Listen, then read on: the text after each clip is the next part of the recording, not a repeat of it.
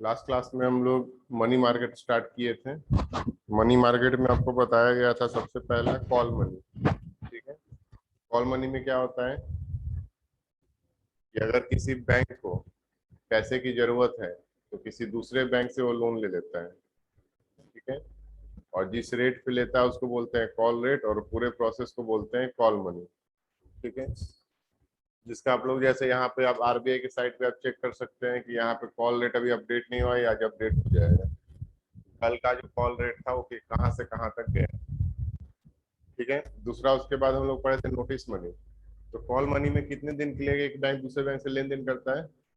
एक दिन के लिए। ठीक है, जिसको ओवरनाइट लोन बोलते हैं। उसके बाद था नोटिस मनी। नोटिस मनी में सेम काम होता है 2 से 14 दिन के लिए। अगला हम लोग का है ट्रेजरी बिल। हाँ, 214 ही लिखे हैं ना। उसके बाद अगला है हम लोग का ट्रेजरी बिल। ट्रेजरी बिल को शॉर्ट में बोलते हैं टी बिल। तो यहाँ पे आप देख रहे हैं आरबीआई के साइट पे कि गवर्नमेंट सिक्योरिटीज मार्केट के अंदर यहाँ पे लिखा हुआ है टी बिल्स। ठीक है। टी बिल्स 91, 182 और 364 डेज का। ठीक है। ये देख लिए कि 91 का है, तीन ही है ये ऑप्शन इसमें, 91, 182 और 360, उसका और कोई ऑप्शन नहीं है। तो ये टी बिल्स होता क्या है?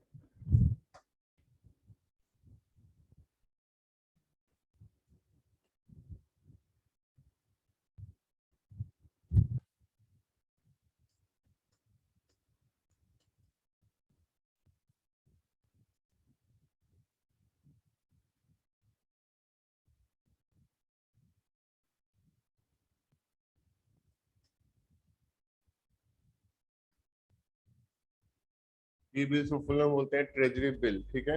ट्रेजरी का मतलब क्या होता है? जैसे वर्ड कोई बोले आपको ट्रेजरी, ट्रेजरी का मतलब क्या समझ में आता है?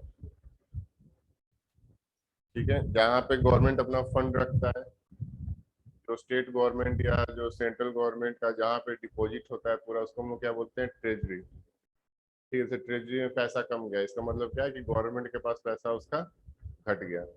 तो इन केस मान लेते हैं गवर्नमेंट के पास पैसे की कमी हो गई है, कोई योजना चलाना है या कुछ भी करना है, उसके लिए पैसा अभी घट रहा है। तो उस केस में गवर्नमेंट क्या कर सकता है? ट्रेजरी बिल लॉन्च कर सकता है। ट्रेजरी बिल में क्या होगा, जैसे सपोज कीजिए गवर्नमेंट ऑफ इंडिया है। गवर्नमेंट इंडिया के पास पैसे की थोड़ी कमी हो गई, मतलब यहाँ पे पैसे की कमी बोल सकते हैं या लिक्विडिटी का कमी बोल सकते हैं। लिक्विडिटी का मतलब क्या? कैश का कमी हो गया। तो इन केस मान लेते हैं, सपोज करते हैं गवर्नमेंट ऑफ इंडिया है, वहां पे पैसे का कमी हो गया या लिक्विडिटी का कमी हो गया है। तो बोल सकते हैं कि ट्रेजरी में उसका पैसा कम बचा है। तो अगर गवर्नमेंट के ट्रेजरी में या खजाने में पैसा नहीं है तो क्या कर सकता है? तो गवर्नमेंट के पास ऑप्शन है, वो ट्रेजरी बिल लॉन्च कर सकता है। ट्रेजरी बिल से क्या होगा कि यहाँ पे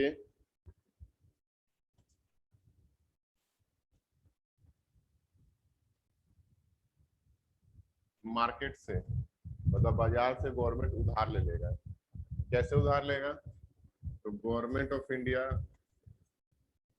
मार्केट से क्या लेगा? लोन लेगा। लोन लेगा तो बदले में क्या देना पड़ेगा?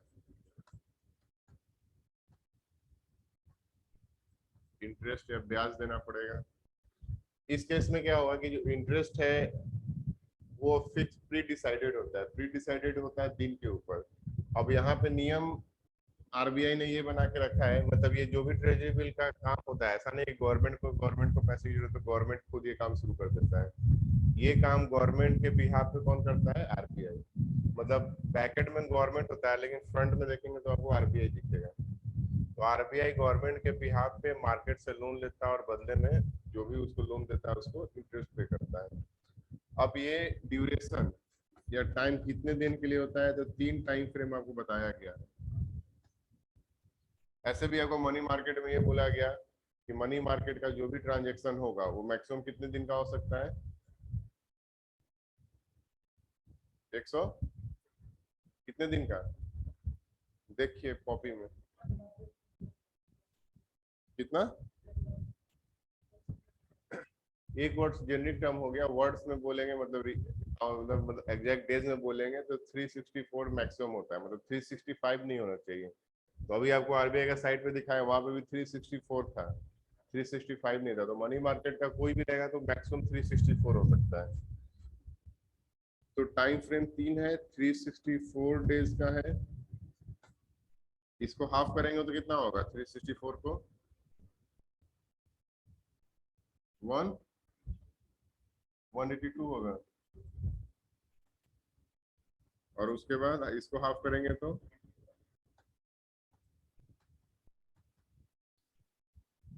आरबीआई का ये बोलना है कि ये जो 3 ड्यूरेशन है, इसी 3 ड्यूरेशन के लिए ट्रेजरी बिल को लॉन्च किया जा सकता है। ठीक है, अब हर का ड्यूरेशन अलग अलग, आप अभी जस्ट आप देखते हैं ड्यूरेशन के अनुसार रेट ऑफ इंटरेस्ट अलग होता है। एक बार फिर से इसको ओपन करते हैं।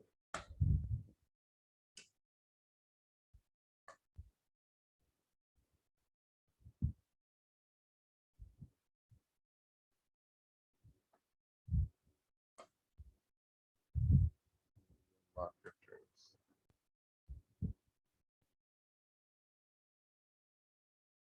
यहाँ पे देखेंगे 91 डेज का जो ट्रेजरी बिल है उसका 4.02 है, और 364 का देखेंगे तो 4.8 है। तो जैसे जैसे टाइम ड्यूरेशन बढ़ेगा वैसे वैसे इंटरेस्ट भी बढ़ेगा। जैसे मान लीजिए किसी को भी आप लंबे समय के लिए पैसा देंगे तो आपको ब्याज ज्यादा देगा, ठीक है, छोटे टाइम के ब्याज कम होता है। तो यहाँ पे साफ ही इंडिकेट करता है। तो ये सारा काम ये देख लेंगे, यहाँ पे सारा जो भी है सारा मनी मार्केट का देखें, यहाँ पे दिख रहा है मनी मार्केट के अंदर ये सारा आ रहा है। यहाँ पे हम लोग आएंगे तो सबसे पहले आपको ट्रेजरी बिल में ये बनाना है, सिंपल सा ये बोला गया है कि गवर्नमेंट को जब पैसे की कमी होती है तो आरबीआई क्या करता है, मार्केट से पैसा उठाता है गवर्नमेंट के लिए।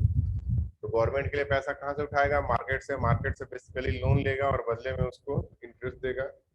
इंटरेस्ट का रेट कितना होगा अभी हम लोग देख लिए हैं कि 91 डेज का अगर कोई लेगा तो इतना इंटरेस्ट मिलेगा, 182 का इतना मिलेगा, सब कुछ वहाँ पे क्लियर है, आरबीआई के साइट पे दिया गया है। तो इसी बेसिक कॉन्सेप्ट को लोग बोलते हैं ट्रेजरी बिल्स। ट्रेजरी बिल्स ऐसा नाम क्यों बोला गया?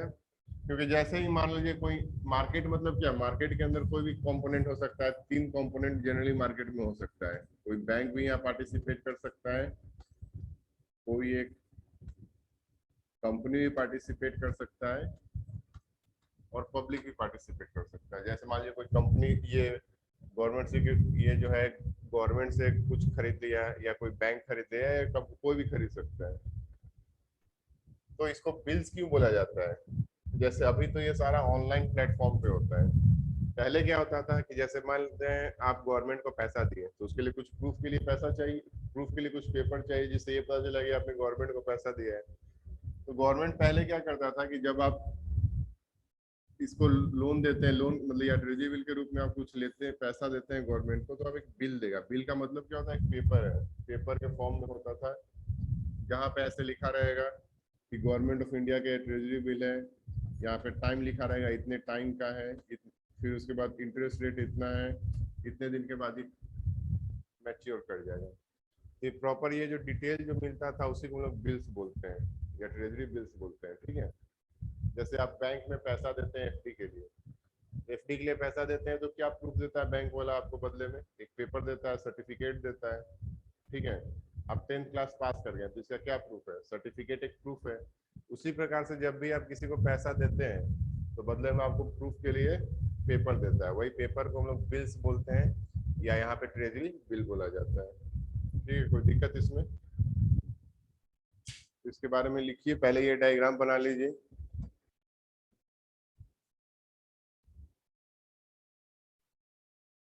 सरकार को छोटे अवधि के लिए, छोटे अवधि के लिए लिक्विडिटी या ब्रैक हिंदी में लिख सकते हैं तरलता। ठीक है, लिक्विडिटी वर्ड जरूर लिखेगा अगर तरलता वर्ड लिख रहे हैं तो। जब भारत सरकार को छोटे अवधि के लिए लिक्विडिटी की कमी होती है तो ट्रेजरी बिल का प्रयोग किया जाता है। हिंदी में ट्रेजरी बिल को ट्रेजरी बिल ही बोलते हैं। ठीक है, या इंग्लिश वाले भी कोई हैं? इंग्लिश में लिखिए, government of India uses treasury bill. कौन है इंग्लिश में?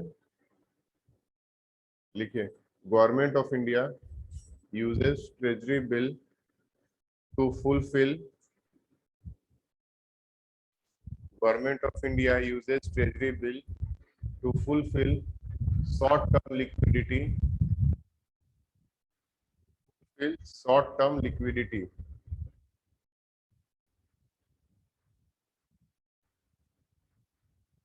अगला पॉइंट हिंदी में लिखिए, ट्रेजरी बिल सिर्फ ट्रेजरी बिल राज्य सरकार के द्वारा जारी नहीं किया जा सकता।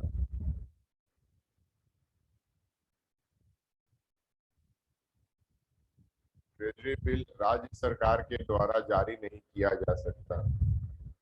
इंग्लिश में लिखिए, state government can not issue treasury bill. तो ये एक्सेस सिर्फ भारत सरकार के पास है, राज्य सरकार के पास नहीं है।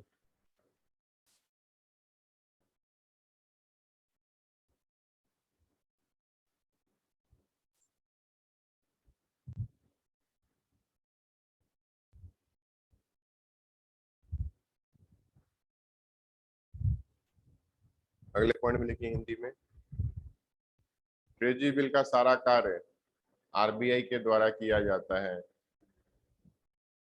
ट्रेजरी बिल का सारा कार्य आरबीआई के द्वारा किया जाता है। RBI issues treasury bill on behalf of, RBI issues treasury bill on behalf of government of India।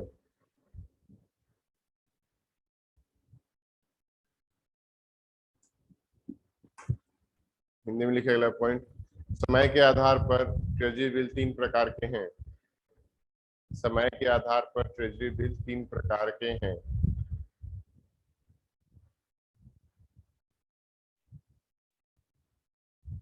तो क्या क्या है? तो ऐसे लिख सकते हैं, 364 जिस टाइप से आरबीआई का साइट पे लिखा हुआ है सेम वैसे ही आपको लिखना है। तीन प्रकार का कौन कौन सा हो गया? तो वो तीन ड्यूरेशन का और कोई नहीं होता है, वही सिर्फ तीन ड्यूरेशन रहेगा।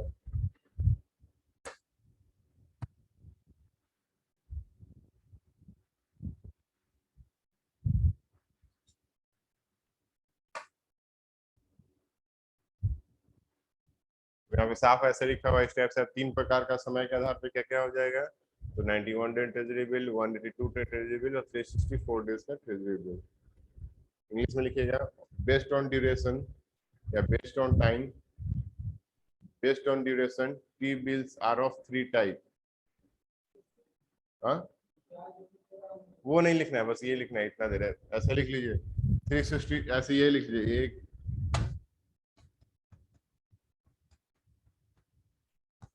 फर्स्ट ये हो गया, सेकंड ऐसे लिखा है 182 डेज टी बिल्स, फिर तीसरा 91 डेज टी बिल्स। तो ये तीन प्रकार का ट्रेजरी बिल आपका हो गया। ठीक है, समय के आधार पर इसको बांटा गया अलग अलग।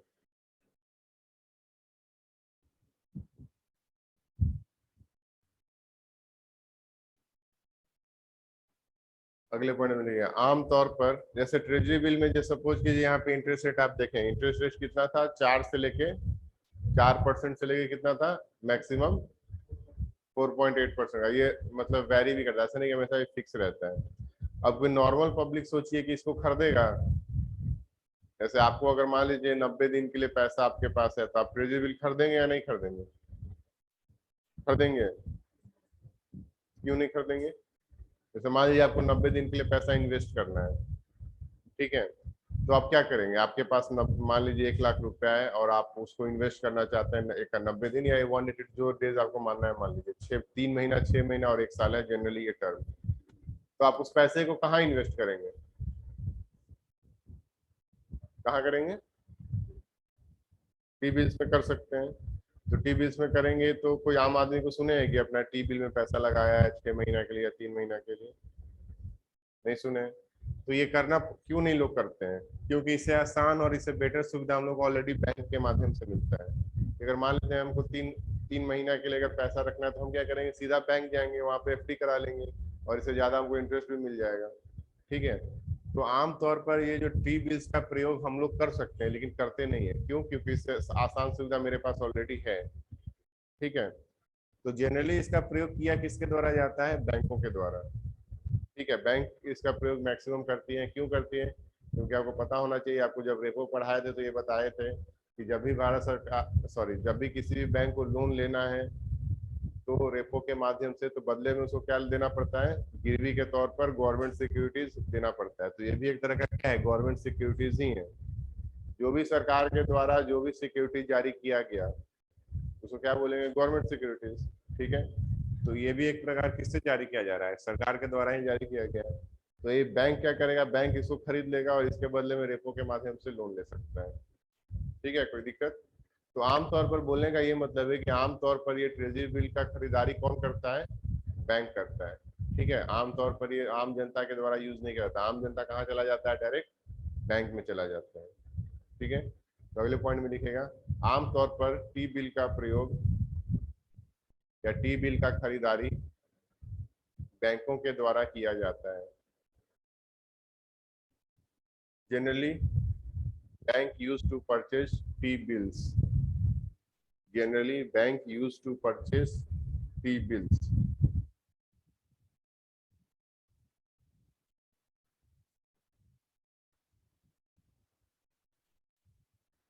अब जैसे अभी आपको बताया गया है कि दो दो आपके पास ऑप्शन है। ऑप्शन बहुत सारा है कि आप, आपके पास मान लीजिए पैसा है तो आप बैंक में भी डाल सकते हैं, या टी बिल्स के माध्यम से गवर्नमेंट को आप दे दीजिए। टी बिल्स हम करवा लिए और बैंक में व्यक्ति करवा लिए। ठीक है, दोनों हम करवा सकते हैं। मेरे पास अगर पैसा है तो ये दोनों का पैसा का अगर बात करें तो दोनों पैसा में क्या अंतर है? अंतर यहाँ पे ये है कि मान लेते हैं हम एफडी करवाते हैं और उसी बीच में क्या हुआ? बैंक में कोई स्ट्राइक हो गया, बैंक बंद हो गया, बैंक क्रैश हो गया।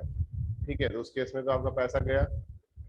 ठीक है, ये केस अगर मतलब ये बोल सकते हैं कि अगर सर कंपेयर करें कि बैंक में पैसा ज्यादा रखना रिस्की है या सरकार को देना ज्यादा पैसा रिस्की है, रिस्क कहाँ पे ज्यादा है? बैंक में रखना। तो यहाँ पे रिस्क क्या होगा? थोड़ा रिस्क यहाँ पे हाई होगा, और यहाँ पे रिस्क क्या होगा?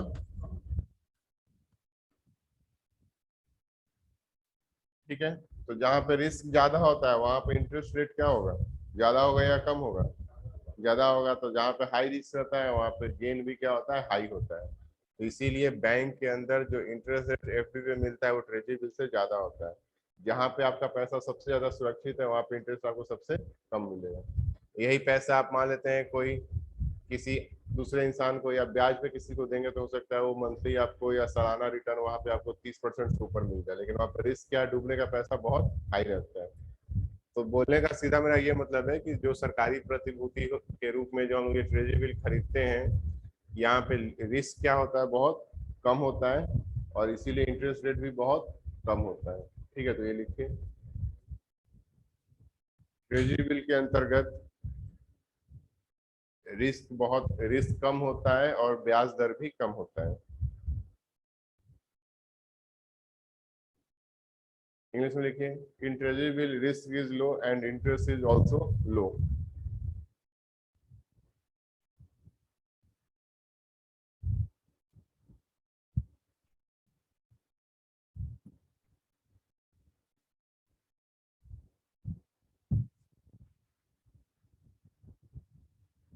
ये ऊपर स्लाइड होगा ये। हाँ,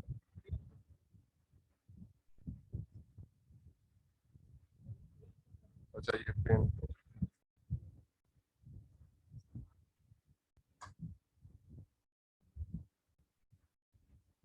अपने आप उसमें चला जा रहा है।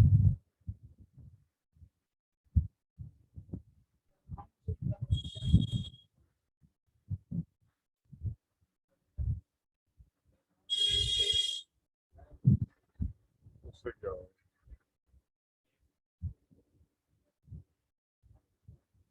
छोड़ दीजिए, रहने ऐसे को लिखिए। पहले तो था स्क्रॉल हो जाता था।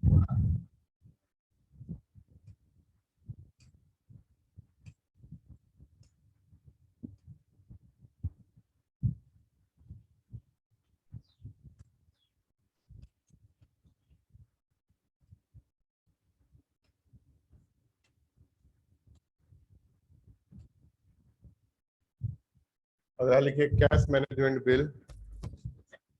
ट्रेजरी बिल हो गया।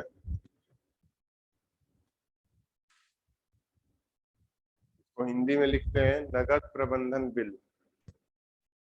हिंदी में लिखिएगा नगद प्रबंधन बिल।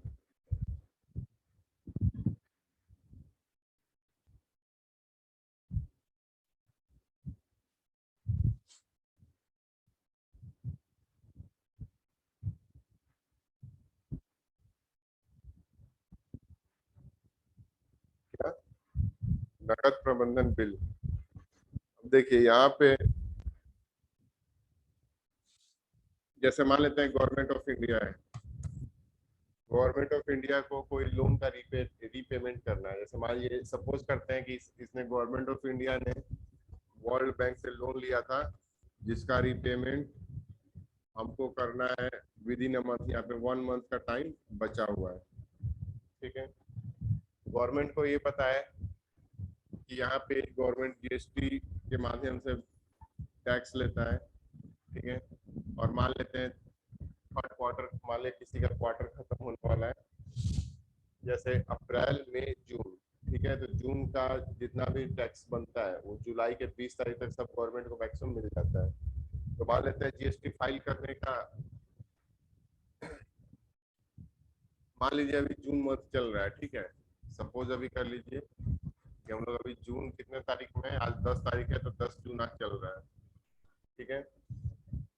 यहाँ पे गवर्नमेंट को जो वर्ल्ड बैंक को जो पेमेंट करना है वो करना है, मान लेते हैं आपको 20 तारीख को। ये फिक्स डेट है कि 20 जून को ये पैसा गवर्नमेंट ऑफ इंडिया से वर्ल्ड बैंक को चला जाना चाहिए इसका ईएमआई के रूप में या जो भी उसका इंटरेस्ट बनता है रूप में।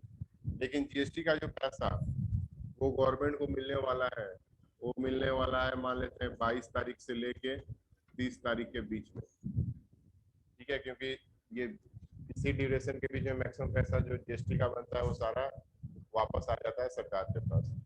तब लेकिन गवर्नमेंट ये देख रहा है या इसको ये मान लीजिए गैप बहुत कम है, इसको सपोज कर लीजिए 15 जून है। तो गवर्नमेंट ये देख रहा है कि हम मेरे पास पैसा तो आने वाला है लेकिन यहाँ पे गैप है 5-6 दिन का। तो ये 5-6 दिन का कैसे मैनेज करें, तो क्या कर सकता है गवर्नमेंट? ट्रेजरी बिल लॉन्च कर सकता है। लेकिन ट्रेजरी बिल में क्या है, मैक्सिमम ड्यूरेशन कितने दिन का है? 91 डेज का। लेकिन जरूरत बस 1 हफ्ते या 2 हफ्ते का है। ठीक है। तो ऐसे केस में क्या कर सकता है government? Government cash management bill launch कर सकता है। कैश मैनेजमेंट बिल का होता क्या है, मतलब ये सेम ट्रेजरी बिल की तरह, इसमें कोई अंतर नहीं है। बस एक ही है कि इसका ड्यूरेशन 91 डेज से कम होता है और ये रेयरली यूज होता है, मतलब इमरजेंसी केस में इसको यूज करते हैं। ठीक है। इसके बारे में लिखिएगा। मतलब जो भी कॉन्सेप्ट हम लोग पढ़े हो सारा ट्रेजरी बिल के ऊपर लागू होता है, सारा ट्रेजरी बिल का लागू आप सिर्फ उसका टाइम छोड़ के। ठीक है। इसका सिर्फ टाइम अलग है और टाइम इसका होता है लेस देन 91 डेज। इसको लिखिएगा। यह ट्रेजरी बिल की तरह है लेकिन यहाँ पर समय अवधि लेकिन 91 डेज से कम होता है, 91 दिनों से कम होता है। इंग्लिश में लिखिए it is same as treasury bill but but time duration is less than but time duration is less than 91 days.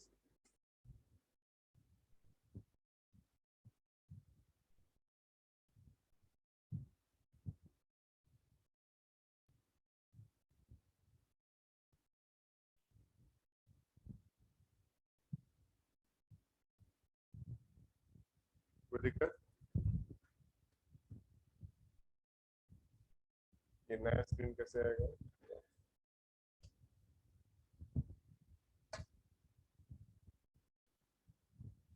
ये बैकग्राउंड ग्रीन कैसे होगा?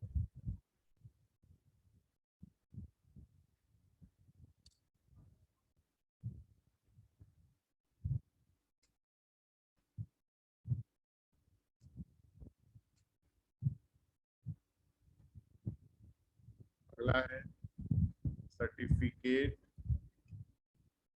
ऑफ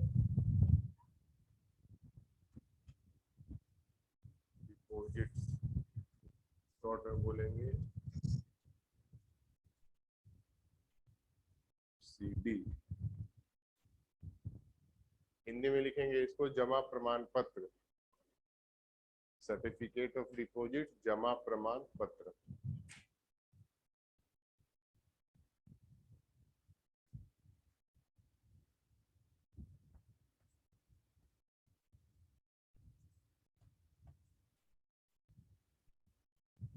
हम लोग जब लास्ट क्लास में पढ़ रहे हैं तो आपको यही डिस्कस कर रहे हैं हम लोग कि अगर बैंक को पैसे की कमी हो जाती है तो उस केस में बैंक कहाँ कहाँ से पैसा अरेंजमेंट कर सकता है। तो जब मॉनेटरी पॉलिसी आपको पढ़ाया जा रहा था उसमें बताया जा रहा था कि अगर बैंक को पैसे की जरूरत है तो ये RBI से लोन ले सकता है। किस माध्यम से? रेपो के माध्यम से। ये हम लोग पिछले क्लास में पढ़े थे कि अगर किसी बैंक को पैसे की कमी है तो RBI से वो लोन ले सकता है रेपो के माध्यम से। ठीक है, ये उसके पास पहला ऑप्शन हो गया। दूसरा ऑप्शन हम लोग लास्ट क्लास में पढ़े थे कि अगर बैंक को पैसे की कमी है तो ये क्या कर सकता है, किसी दूसरे बैंक से लोन ले सकता है। और यहाँ पे जिस टूल का नाम है किस माध्यम से लेगा तो इसको बोलेंगे कॉल रेट के माध्यम से लेगा, या कॉल मनी, कॉल रेट नहीं कॉल मनी बोलेंगे उसको, या कॉल रेट भी बोल सकते हैं। ठीक है, तो बैंक के पास ये दिख रहा है आपको कि दो ऑप्शन अभी तक हम लोग पढ़ चुके हैं कि वो RBI से पैसा लोन पे ले सकता है रेपो के माध्यम से, और बैंक से ले सकता है कॉल रेट के माध्यम से। ठीक है, तीसरा ऑप्शन है सर्टिफिकेट ऑफ डिपॉजिट का।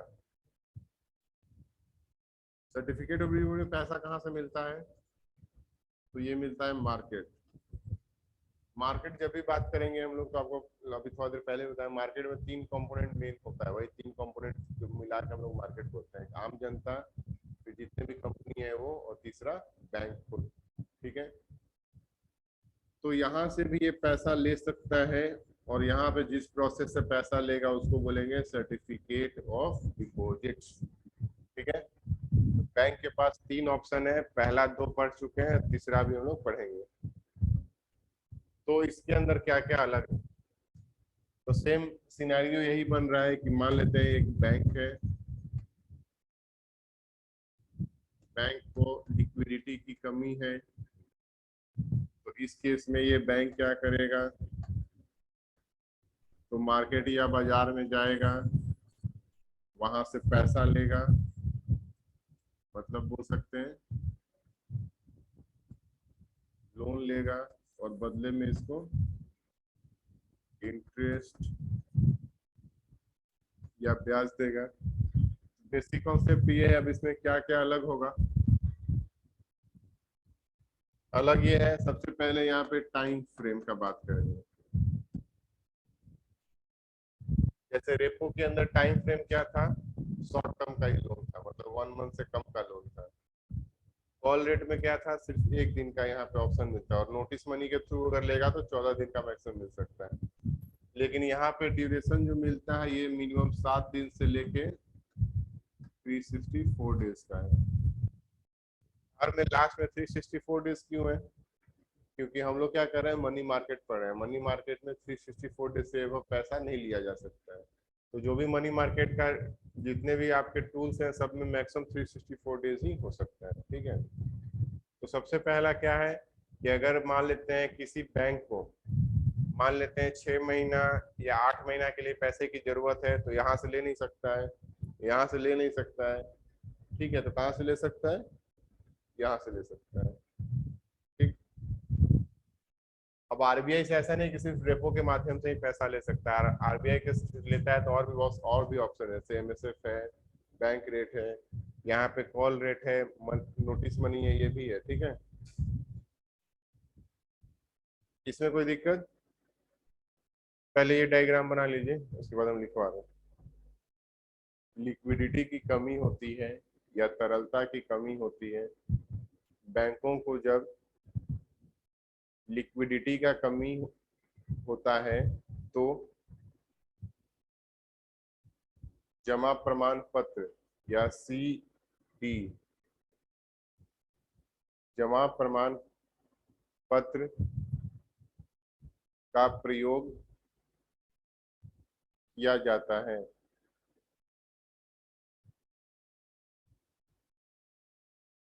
इंग्लिश में लिखिए, when bank faces low liquidity, when bank faces low liquidity, then it can use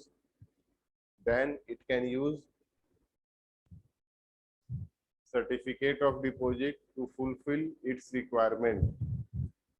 Then bank can use CD, the certificate of deposit, to fulfill their requirement.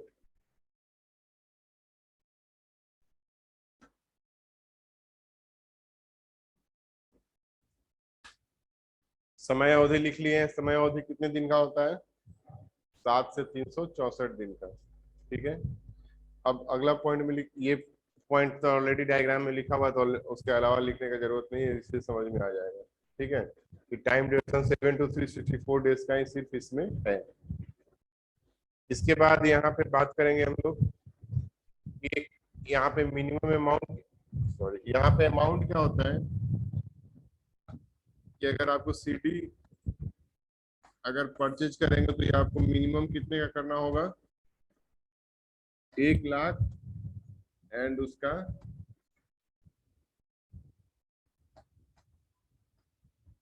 Multiples, मतलब 1 लाख का multiple क्या होगा? 1 लाख, 2 लाख, 3 लाख। ठीक है। तो कभी भी आप सर्टिफिकेट परचेज करेंगे तो कम से कम 1 लाख का करना होगा, या तो 2 लाख, 3 लाख, जो भी उसके मल्टीपल्स में होगा। तो लिखिए, सीडी के अंतर्गत न्यूनतम राशि 1 लाख है।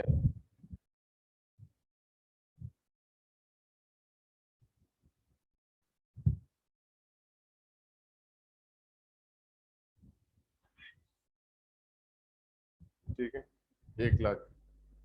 और अगर उससे ऊपर आपको जाना है तो उसके मल्टीपल्स में ही आपको बाई करना पड़ेगा। ठीक है। इंग्लिश में लिखिए, minimum amount of CD is 1 lakh.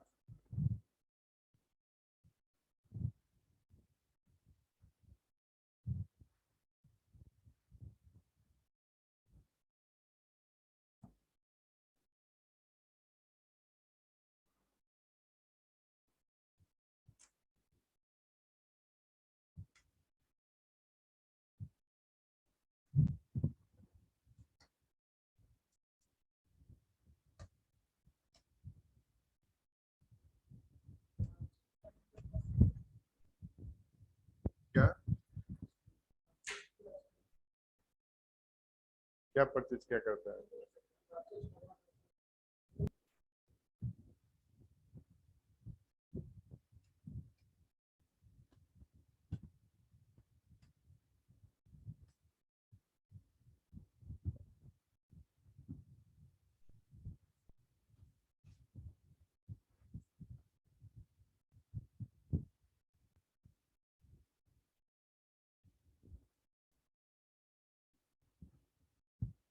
Hindi में लिखिएगा इसको, कॉमर्शियल पेपर लिख लीजिए, हिंदी में लिख लीजिए वाणिज्य पत्र। वाणिज्य पत्र।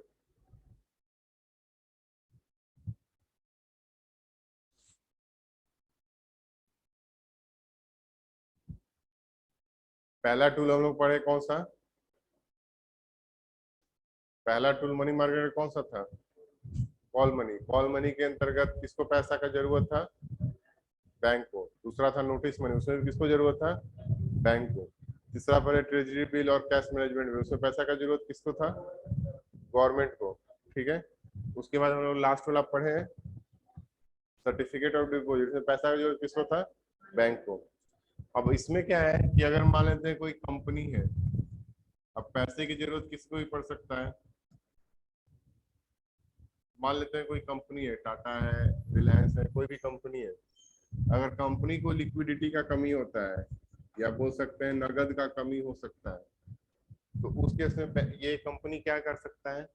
जैसे बैंक के पास मल्टीपल ऑप्शन था, रेपो का, कॉल मनी का, ये सर्टिफिकेट ऑफ डिपॉजिट का, उसी तरह से कंपनी के पास भी मल्टीपल ऑप्शन होता है मार्केट से पैसा उठाने का।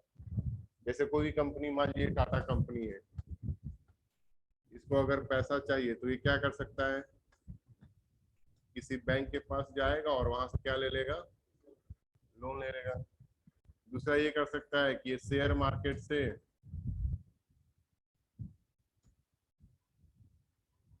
अपना शेयर बेच के पैसा ला सकता है। ठीक है, इसको हम लोग डिटेल में पढ़ेंगे। ये तो इसमें तो आप जान ही नहीं, लोन लेगा तो ऑटोमेटिक उसको पैसा मिल जाएगा। ये जो शेयर मार्केट पे कैसे पैसा मिलता है बैंक को, सॉरी किसी भी कंपनी को, हम लोग अभी डिस्कस करेंगे आगे। तीसरा ऑप्शन इस कंपनी के पास एक और है कि वो क्या करे, कॉमर्शियल पेपर इशू करते हैं। तो कॉमर्शियल पेपर कैसे इशू कराया जाता है, तो सेम उसका क्राइटेरिया दिया रहता है सेबी के द्वारा, उसके अंतर्गत लॉन्च किया जाता है। तो अगर इस कंपनी को पैसे की जरूरत है तो इस केस में यहाँ पे क्या कर सकता है ये कंपनी, ये मार्केट को अप्रोच कर सकता है। तो मार्केट या बाजार में तो कौन कौन सा कंपोनेंट तीन आएगा, आम जनता, यहाँ पे कोई आम जनता भी हो सकता है, बैंक भी हो सकता है, कोई कंपनी भी हो सकता है। ठीक है, तो ये क्या करेगा, कंपनी इससे लोन लेगा और इसको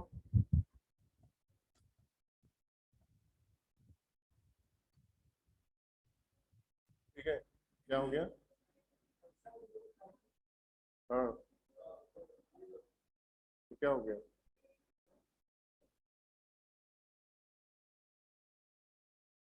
इसको बना लीजिए ये पार्ट पॉइंट। समय अवधि सेम वही है जो लास्ट वाला था, 7 से 364 दिन। इसमें लिखिए, जब किसी कंपनी को लिक्विडिटी की कमी होती है या तरलता की कमी होती है तो वाणिज्य पत्र का प्रयोग किया जाता है।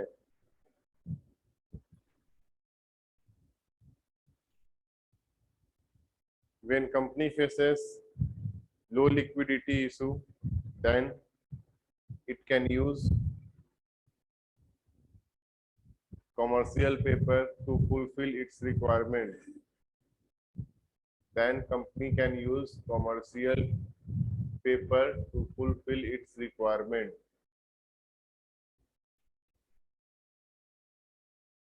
ठीक है, क्या अगला पॉइंट में लिख लीजिए, समय अवधि कितना है यहाँ पे, 7 से 364 डेज। टाइम ड्यूरेशन लिखिए 7 to 364 डेज। फिर लिखेंगे मिनिमम अमाउंट, न्यूनतम राशि, न्यूनतम राशि कितना है, 5 लाख। और अगर ऊपर आपको जाना है तो उसके मल्टीपल में ही होगा, मतलब 5 लाख, 10 लाख, 15 लाख, उस टाइप से आपको खरीदना होगा। Minimum amount 5 lakh.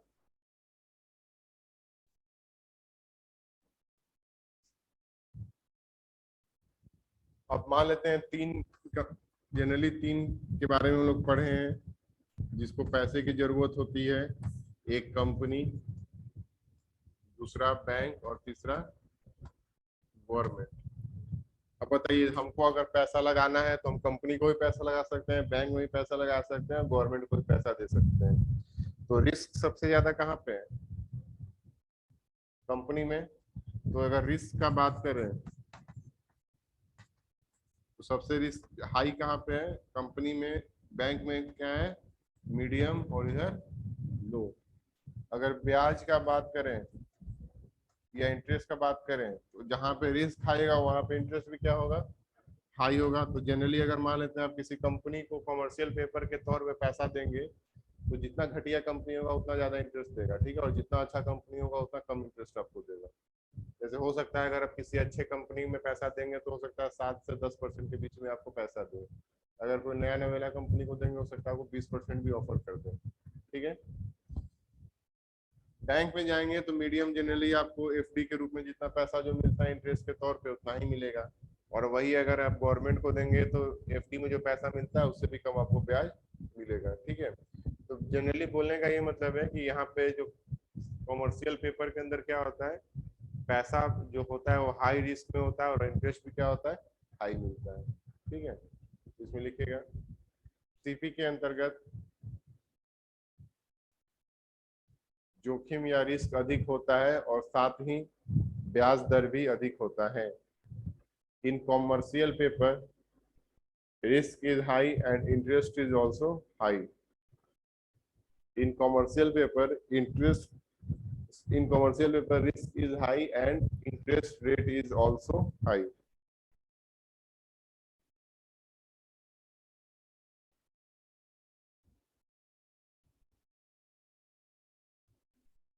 अगला लिखिएगा इसमें repo and reverse repo. Repo and reverse repo, तो मनी मार्केट के अंदर भी रेपो आता है। ठीक है, रेपो ऑलरेडी हम लास्ट क्लास में पढ़ चुके हैं। यहाँ बस नाम लिख लीजिए जो है ऑलरेडी आप पढ़ चुके हैं रेपो और रिवर्स रेपो के बारे में। तो मनी मार्केट हम लोग का यहाँ पे खत्म होता है। ठीक है, तो मनी मार्केट के अंदर क्या क्या पढ़े हम लोग? सबसे पहला था कौन सा? कॉल मनी, और दूसरा नोटिस मनी, तीसरा ट्रेजरी बिल, चौथा कैश मैनेजमेंट बिल, पांचवा सर्टिफिकेट ऑफ डिपॉजिट, उसके बाद कॉमर्शियल पेपर, और उसके लास्ट में हम लोग पढ़े रेपो और रिवर्स रेपो। तो रेपो रिवर्स रेपो ऑलरेडी हम लोग का पढ़ा हुआ है, उसमें कुछ नहीं करना है, बस नाम लिख के छोड़ दीजिए। ठीक है, अब हम लोग आ जाते हैं मनी। पहला आपको बताया गया था कि लास्ट क्लास में जब चैप्टर शुरू किए थे कि फाइनेंस मार्केट का दो पार्ट होता है, एक होता है मनी मार्केट और दूसरा होता है कौन सा मार्केट?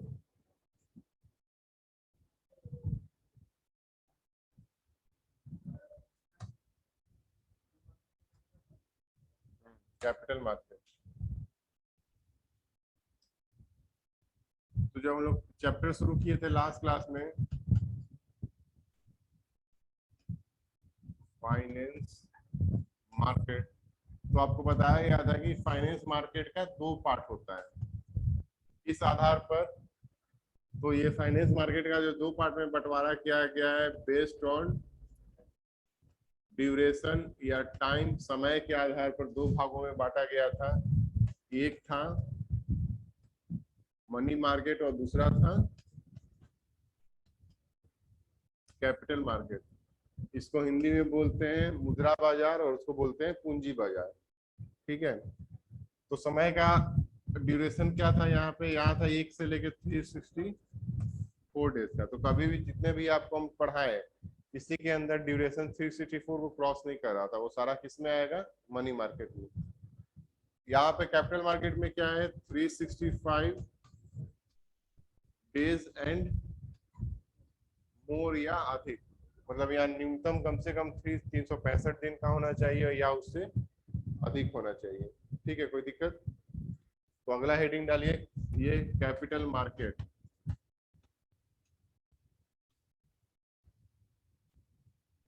और हिंदी में इसको लिखेंगे पूंजी बाजार।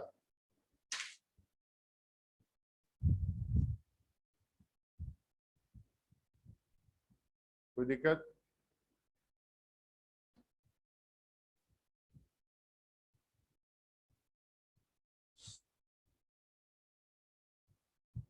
तो पानी में पानी चाहिए।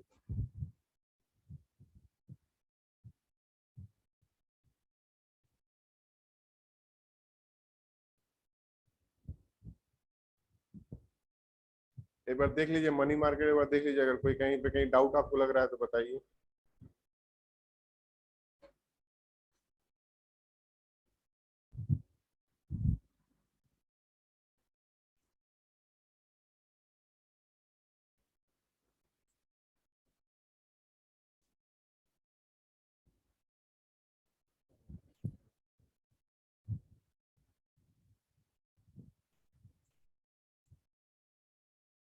तो ये जो कैपिटल मार्केट है इसके अंदर जो मेन मार्केट हम लोग को पढ़ना होता है, इसमें भी कुछ टाइप्स है।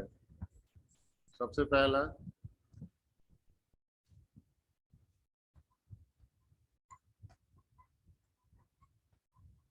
इक्विटी मार्केट, दूसरा बोल सकते हैं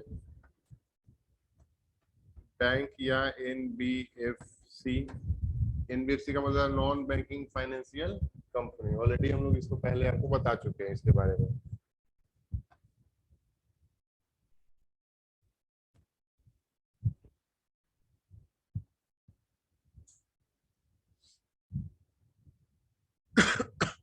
इक्विटी मार्केट का मतलब क्या है कि जैसे आप सुने होंगे शेयर मार्केट का नाम, ठीक है, शेयर मार्केट में अंदर क्या न्यूज सुने, कुछ बताइए टर्म रिलेटेड शेयर मार्केट से।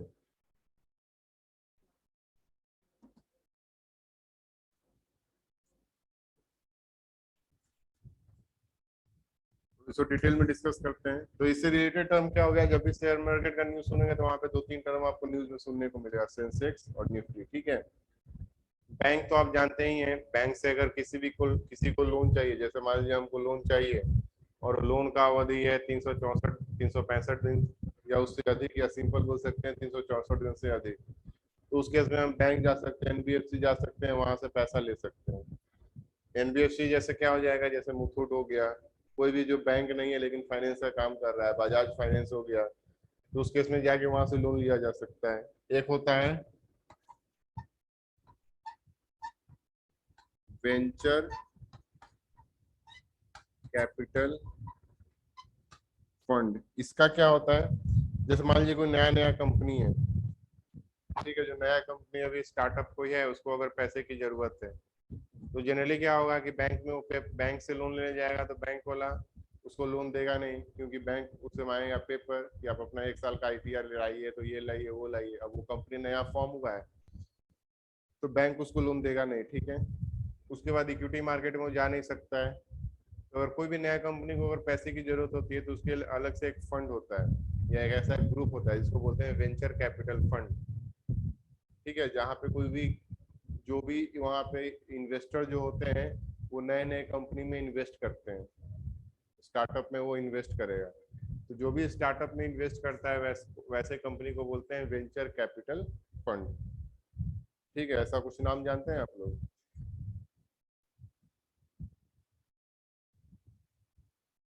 और न्यूज वालों को पढ़ते उड़ते नहीं है जी?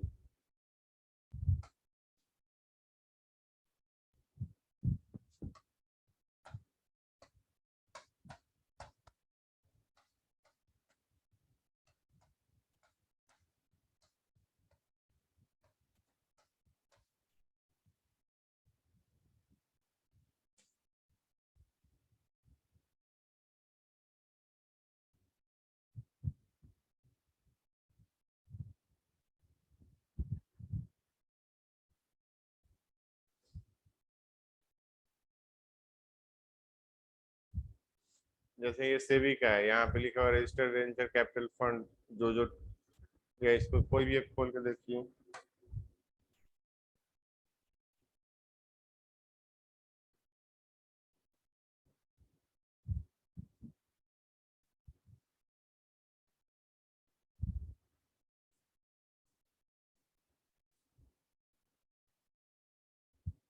नाम कहाँ दिया?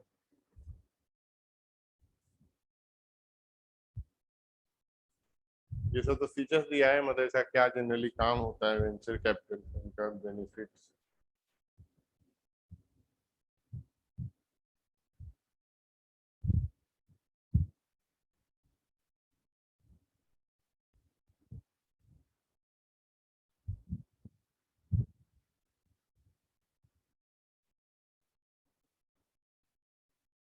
ये बैक कैसे होगा,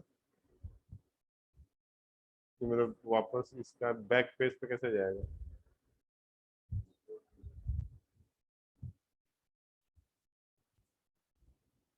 कौन सा? ये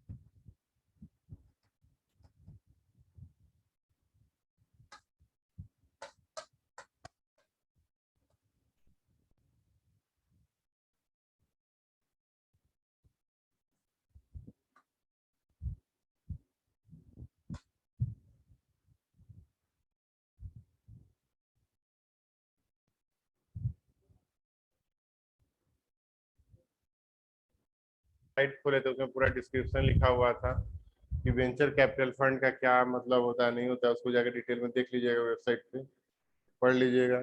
जैसे यहाँ पे कुछ नाम लिखा गया है, ये सब नाम जनरली आप लोग रियल टाइम में नहीं सुनते हैं, लेकिन कोई भी जो स्टार्टअप है अगर उसको पैसे की जरूरत है तो ये सब क्या है, वेंचर कैपिटल फंड है सारा। मतलब एक तरह से एक कंपनी होता है। ठीक है, आपको क्या करना है, कोई भी स्टार्टअप को इन कंपनी के पास जाना होता है, अपना आइडिया, बिजनेस आइडिया आपको प्रेजेंट करना होता है, आपका स्कोप सेल ये सब प्रेजेंट करना होता है, उसके अगेंस्ट में ये लोग फिर फंडिंग देते हैं। ठीक है, तो जो भी इस टाइप के कंपनीज होते हैं उसको सारे को हम लोग क्या बोलते हैं, वेंचर कैपिटल फंड। तो वेंचर कैपिटल फंड वैसे कंपनी में फंड लगाता है जो नया है, जिसका ग्रोथ हाई है, या जिसमें कुछ पॉसिबिलिटी इन लोगों को लगता है। ठीक है, तो कोई भी अगर कंपनी बड़ा होता है तो उसमें किसी न किसी वेंचर कैपिटल फंड का सहयोग के बिना वो नहीं हो सकता है। ठीक है, जैसे ये है, आप इसका नाम सुने हैं, टाइगर ग्लोबल, ये बहुत फेमस, ये बहुत सारे इंडियन कंपनी में पैसा लगाया हुआ है। ये सब नाम तो सुने ही नहीं होंगे, जो वेंचर कैपिटल फंड का नहीं मतलब जानते हैं तो ये सब नाम क्या जानिएगा। तो ये बस समझ लीजिए कि वेंचर कैपिटल फंड के माध्यम से क्या होता है कि नए नए जितने भी कंपनीज हैं उनको अगर पैसे की जरूरत है तो ये वेंचर कैपिटल फंड के माध्यम से ले सकता है। और वही जब कंपनी पुराना हो जाएगा, 1 साल से पुराना हो जाएगा या 2-3 साल का हो जाएगा तो बैंक से भी लोन ले सकता है।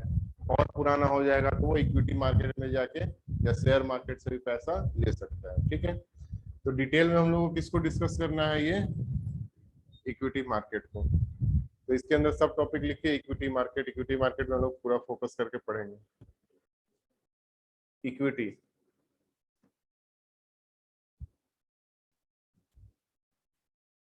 या हिंदी में लिख सकते हैं, शेयर मार्केट भी लिख सकते हैं।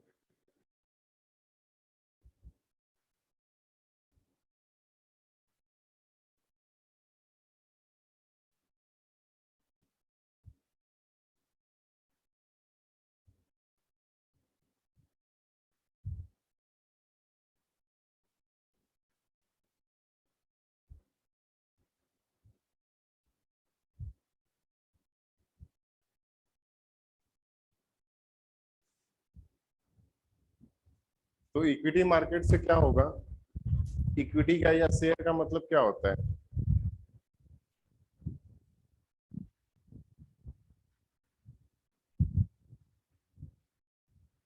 शेयर का मतलब क्या होता है?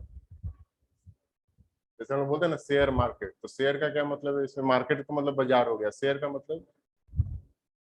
हाँ, शेयर का क्या मतलब होता है? क्या बोलिए? हिस्सा। ठीक है, तो शेयर का मतलब क्या होता है? आमतौर पे हिस्सा बोलते हैं उसको, या पार्टनर बोल सकते हैं कि जितने भी शेयर होल्डर है सारे पार्टनर से। मान लेते हैं एक कंपनी फॉर्म किया, ठीक है, इसके अंदर एक आदमी है, 2 आदमी है, 3 आदमी है, ऐसा करके लाखों आदमी हो सकता है। ठीक है, इस कंपनी में मान लेते हैं इसका 10% लगा हुआ है, इसका 20% लगा हुआ है, इसका 15% लगा हुआ है, इसका 50% लगा हुआ है, ऐसे करके सबका अलग अलग, किसी का 1%, किसी का 2%, करके बहुत सारे लोग हो सकते हैं किसी एक कंपनी के मालिक। तो ये सब क्या हो गए, शेयर होल्डर हो गए। ठीक है, कोई दिक्कत? अब इसी में से मान लीजिए ये अपना 10% में से 1% शेयर अपना ये सेल करना चाहता है, तो ये कहाँ जाएगा अपना शेयर को बेचने के लिए? शेयर बाजार में जाएगा। ठीक है, जैसे मान लेते हैं आपको वेजिटेबल या सब्जी खरीदना है, तो सब्जी खरीदने आप कहाँ पे जाते हैं? सब्जी बाजार, वेज मार्केट। मछली खरीदना है तो कहाँ जाएंगे? मछली मार्केट में जाएंगे। उसी प्रकार से अगर आपको शेयर खरीदना है तो कहाँ जाएंगे?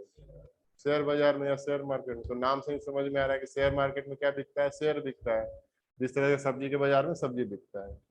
ठीक है, तो ये सब काम एक ब्रीफली हम बता रहे हैं, ओवरऑल हम लोग अच्छे से डिस्कस करेंगे पॉइंट बाय पॉइंट। तो शेयर बाजार या इक्विटी मार्केट का मतलब, शेयर देखिए कुछ कुछ टर्म रिलेटेड होता है। क्या क्या टर्म रिलेटेड है, ताकि आगे समझने में दिक्कत नहीं हो? कुछ कुछ टर्म्स है, इसको शेयर भी बोल सकते हैं। ठीक है, इसी चीज को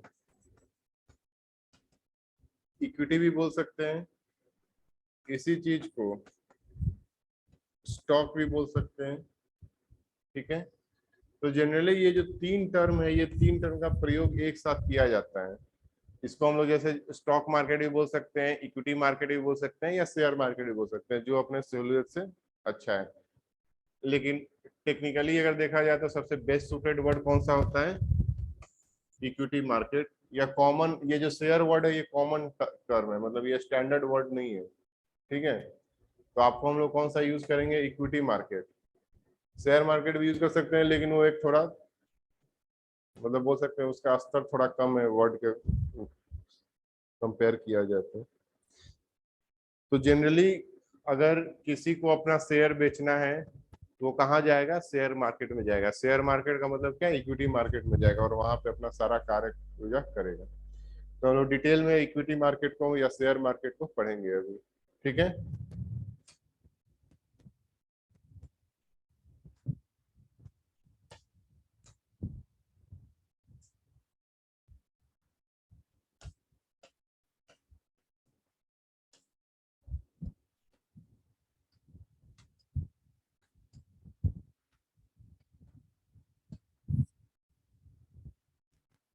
किसी को कोई दिक्कत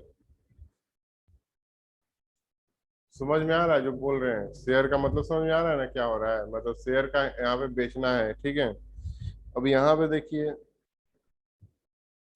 ये जो इक्विटी या शेयर मार्केट होता है, यह लिखिए, सबसे पहला पॉइंट लिखिए इसके बारे में। इक्विटी मार्केट दो प्रकार का होता है, शेयर या शेयर बाजार। इक्विटी मार्केट दो प्रकार का होता है, equity market is of two type.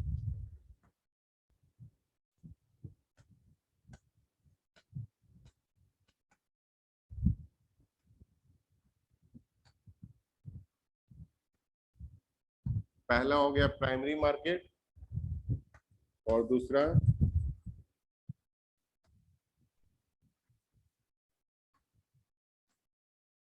Secondary market. दो प्रकार कौन कौन सा है, प्राइमरी एंड सेकेंडरी, ठीक है।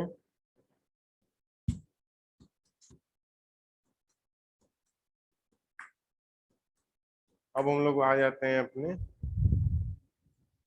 ये तो बस लिख लिए, अब हम लोग आते हैं कैसे काम होता है बाजार में।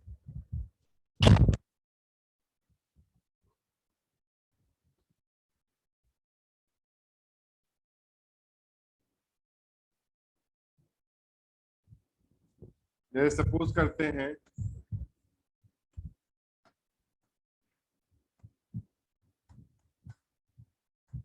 कि ये टाटा कंपनी है और इस कंपनी को पैसे की जरूरत है, ठीक है। कभी भी कोई पैसा या लोन कब लेता है या हिस्सा कब बेचेगा, जब उसको पैसा का क्या होगा, जरूरत होगा। तो सबसे पहला बात है कि कंपनी को पैसा का जरूरत है, मतलब यहाँ पे इसको लिक्विडिटी का कमी है। तो ये क्या कर सकता है, तो सबसे पहला ये काम कर सकता है कि ये किसी बैंक में जाए, यहाँ से ये क्या करे, लोन में पैसा ले ले और बदले में इसको क्या कर दे, पे कर दे, ब्याज पे कर दे, ठीक है। कोई दिक्कत इसमें, तो ये नॉर्मली ऐसा मार्केट जो है, इसमें क्या हो रहा है, ये टाटा कंपनी क्या कर रहा है कि एक फिक्स ड्यूरेशन के लिए, मतलब 1 साल 2 साल 10 साल 15 साल के लिए क्या किया, ये अपना बैंक अब से पैसा ले लिया और उस बदले में उसको ब्याज पे कर रहा है, ठीक है।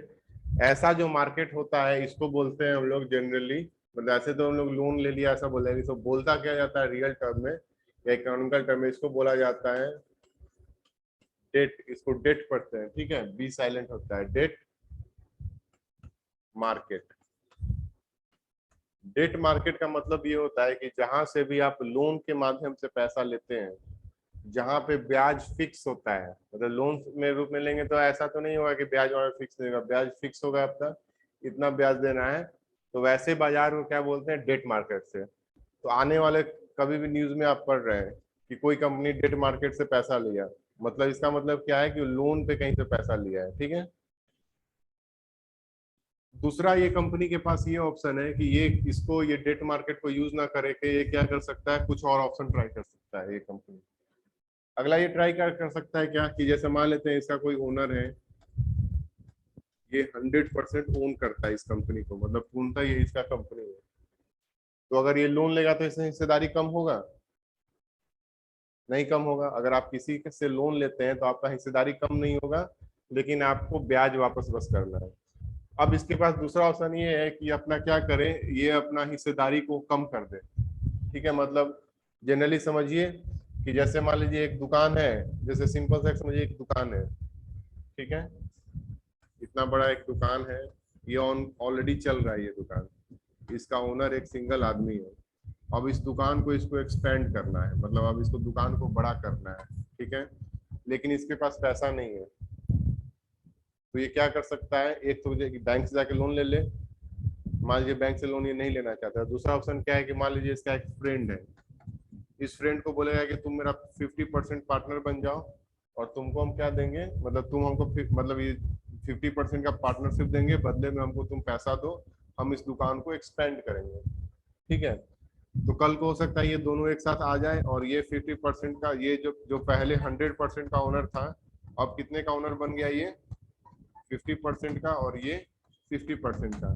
तो इसको क्या फायदा हो गया, इसको फायदा ये हो गया कि इसको इससे पैसा मिल गया और ये अपना बिजनेस को और बड़ा कर लिया। ठीक है, लेकिन इसको लॉस क्या हुआ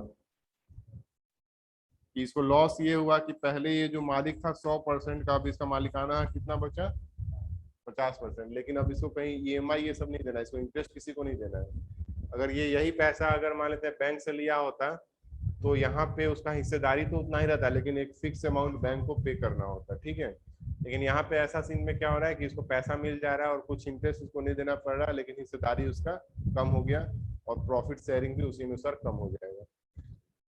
तो ये कंपनी टाटा कंपनी क्या कर सकता है कि ये कहाँ चला जाए, इक्विटी मार्केट में।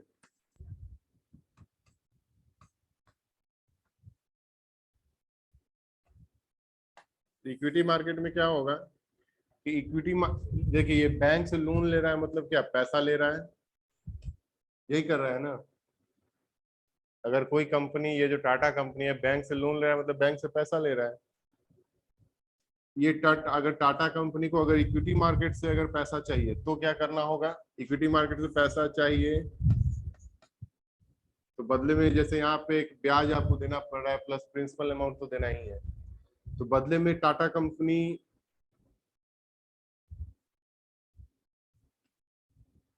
को क्या देना होगा, ब्याज। दिमाग खोल के रखिए, इक्विटी मार्केट से, शेयर मार्केट से अगर ये पैसा कंपनी को चाहिए तो क्या देना होगा उसको, अपना शेयर देना होगा या हिस्सेदारी देना होगा। तो यहाँ पे अपना ये हिस्सेदारी इक्विटी मार्केट को देगा, तो बदले में इक्विटी मार्केट क्या देगा, इसको पैसा देगा। कोई दिक्कत यहाँ तक। तो बेसिक डिफरेंस क्या है डेट मार्केट और इक्विटी मार्केट में, कि डेट मार्केट से आपको पैसा चाहिए तो आपको एक फिक्स ब्याज देना होता है और लोन आपको मिल जाता है। अगर इक्विटी मार्केट से पैसा चाहिए तो आपको पैसा मिले और बदले में आपको शेयर होल्डिंग आपको देना होगा। ठीक है, कोई दिक्कत यहाँ तक। अब यही जो आपको अभी थोड़ी देर पहले लिखवाए कि इक्विटी मार्केट जो होता है वो दो प्रकार का होता है, एक प्राइमरी और दूसरा सेकेंडरी। तो हम लोग को यही समझना है कि अगर कोई कंपनी को पैसे की जरूरत है इक्विटी मार्केट से तो कैसे लेता है, और वो लेता कैसे है, तो वही प्राइमरी और सेकेंडरी माध्यम के माध्यम से। अब कैसे कैसे लेता है इसी को हम लोग डिटेल में डिस्कस करेंगे।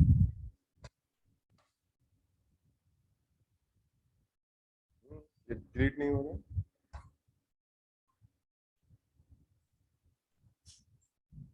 एक साथ डिलीट ये।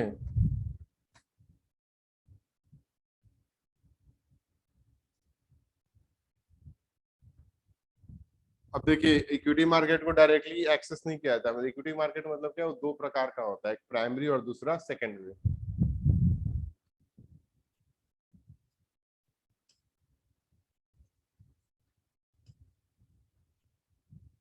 इसको बोलते हैं प्राथमिक बाजार और उसको बोलते हैं द्वितीयक बाजार। ठीक है,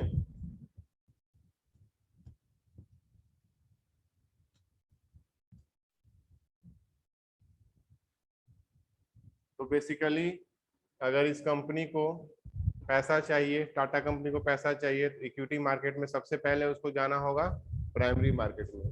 ठीक है, प्राइमरी मार्केट में क्या होगा कि यहाँ पे ये कंपनी को अगर फर्स्ट टाइम पैसा लेना है, मार्केट से उठाना है, इक्विटी मार्केट से पैसा उठाना है, तो उसको कहाँ जाना होगा, प्राइमरी मार्केट में। प्राइमरी मार्केट में मतलब करना क्या है कि ये यहाँ पे ऑफर करेगा कि हम अपना, जैसे मान लेते हैं ये ऑफर करता है प्राइमरी मार्केट में जाके कि ये अपना 20% हिस्सेदारी सेल करना चाहता है शेयर मार्केट के अंतर्गत। तो ये कैसे कर सकता है? तो इसको कहाँ जाना होगा? प्राइमरी मार्केट में जाना होगा। मतलब अब लोग इक्विटी मार्केट खोल के अब लोग आ जाते हैं प्राइमरी और सेकेंडरी पे। तो अगर हमको टाटा का शेयर बेचना है, पहले जिसका ओनर वो 100% कोई था, उसको अगर मान लेते हैं 20% इसको शेयर को क्या करना है, ये फर्स्ट टाइम अपना 20% शेयर को क्या कर रहा है, सेल करने जा रहा है। ठीक है, इसका मतलब उसके पास कितना बच जाएगा, 80% का शेयर अब बच जाएगा। तो ये कहाँ जाएगा अपना ये 20% को शेयर को लेके बेचने के लिए? तो ये जाएगा प्राइमरी मार्केट में। ठीक है, प्राइमरी मार्केट में जाके क्या करेगा, तो यहाँ एक प्रोसेस होता है, उस प्रोसेस को बोलते हैं हम लोग IPO। ये वर्ड सुने हैं IPO? सुने हैं? कहाँ सुने हैं बताइए? अभी बहुत न्यूज में चल रहा है IPO अपना लॉन्च कर रहा है। तो IPO लॉन्च करने का मतलब क्या है? वो लॉन्च कहाँ पे होगा? प्राइमरी मार्केट में लॉन्च होगा।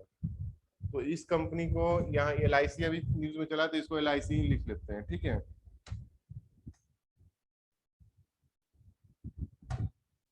तो LIC अभी कंपनी जो है IPO लॉन्च करने वाला है। ठीक, तो यहाँ पे अगर LIC कंपनी को IPO लॉन्च करना है तो कहाँ जाना होगा? प्राइमरी मार्केट में जाना होगा। अब IPO का मतलब क्या होता है, इसका फुल फॉर्म क्या होगा? बोलिए जी, फुल फॉर्म बताइए। अब ये सब कम कॉमन वर्ड, IPO वर्ड सुने न्यूज में, तो IPO का फुल फॉर्म तो पता होना चाहिए आपको। वो तो ठीक है, तो आप देख के अब बोल रहे हैं, लेकिन आपको तो पता नहीं था।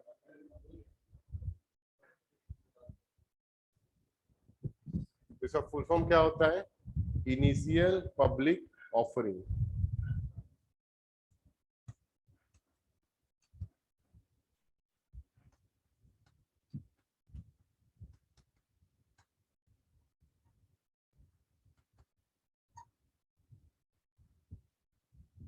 इनिशियल का मतलब क्या होता है?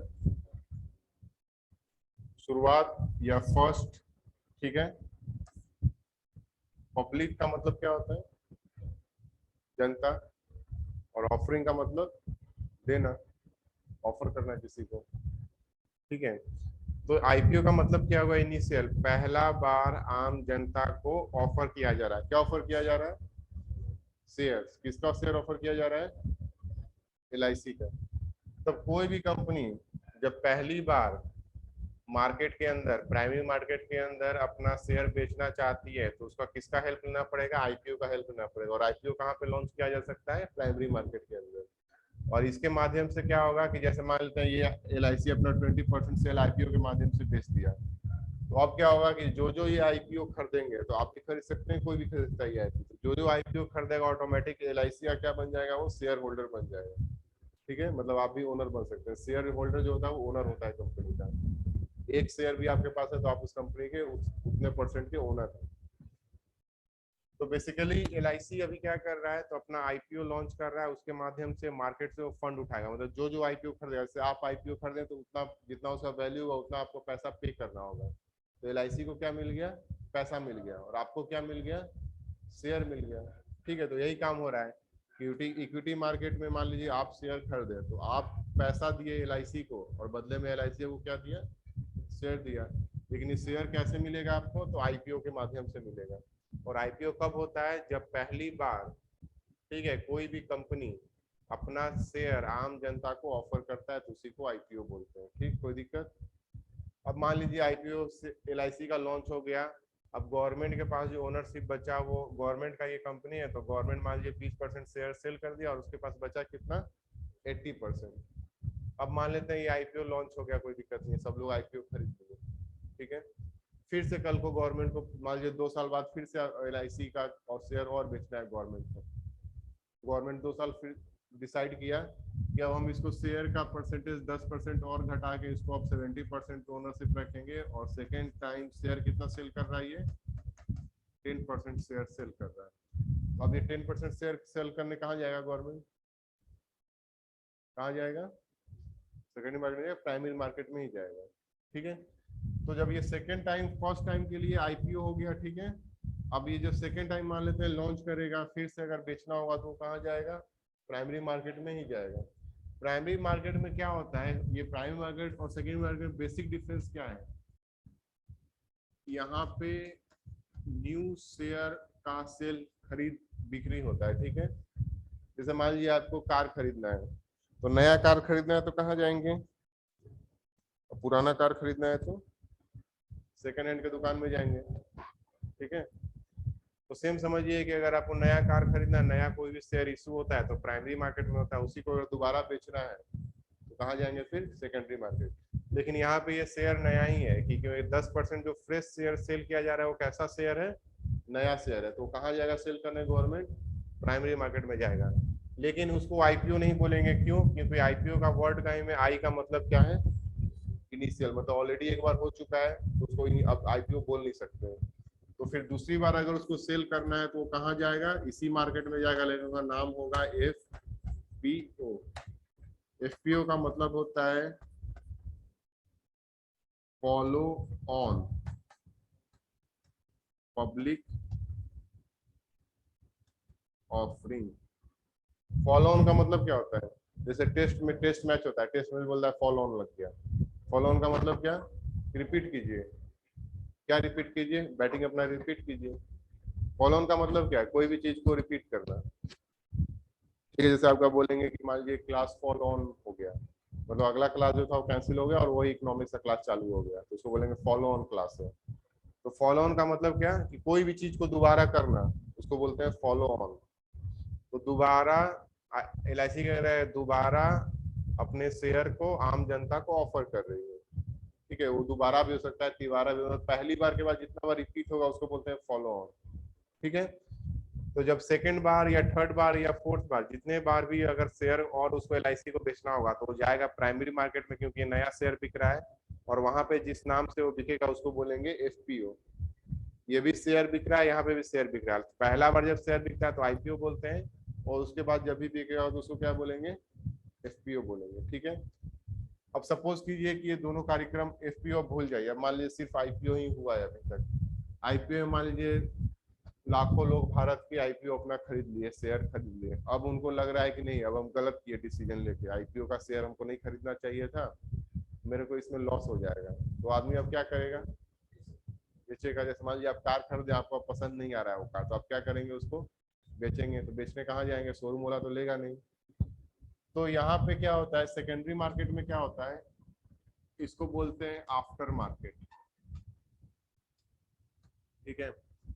तो यहाँ पे शेयर का खरीद बिक्री होता है, मतलब क्या, जैसे मान लेते हैं एक इंसान है, ऐसा लाखों इंसान है, इस इंसान को मन कर रहा है, ये आईपीओ खरीद चुका है, अब इसको क्या करना है, सेल करना है, ठीक है। तो ये कहाँ जाएगा, ये सेकेंडरी मार्केट में जाएगा।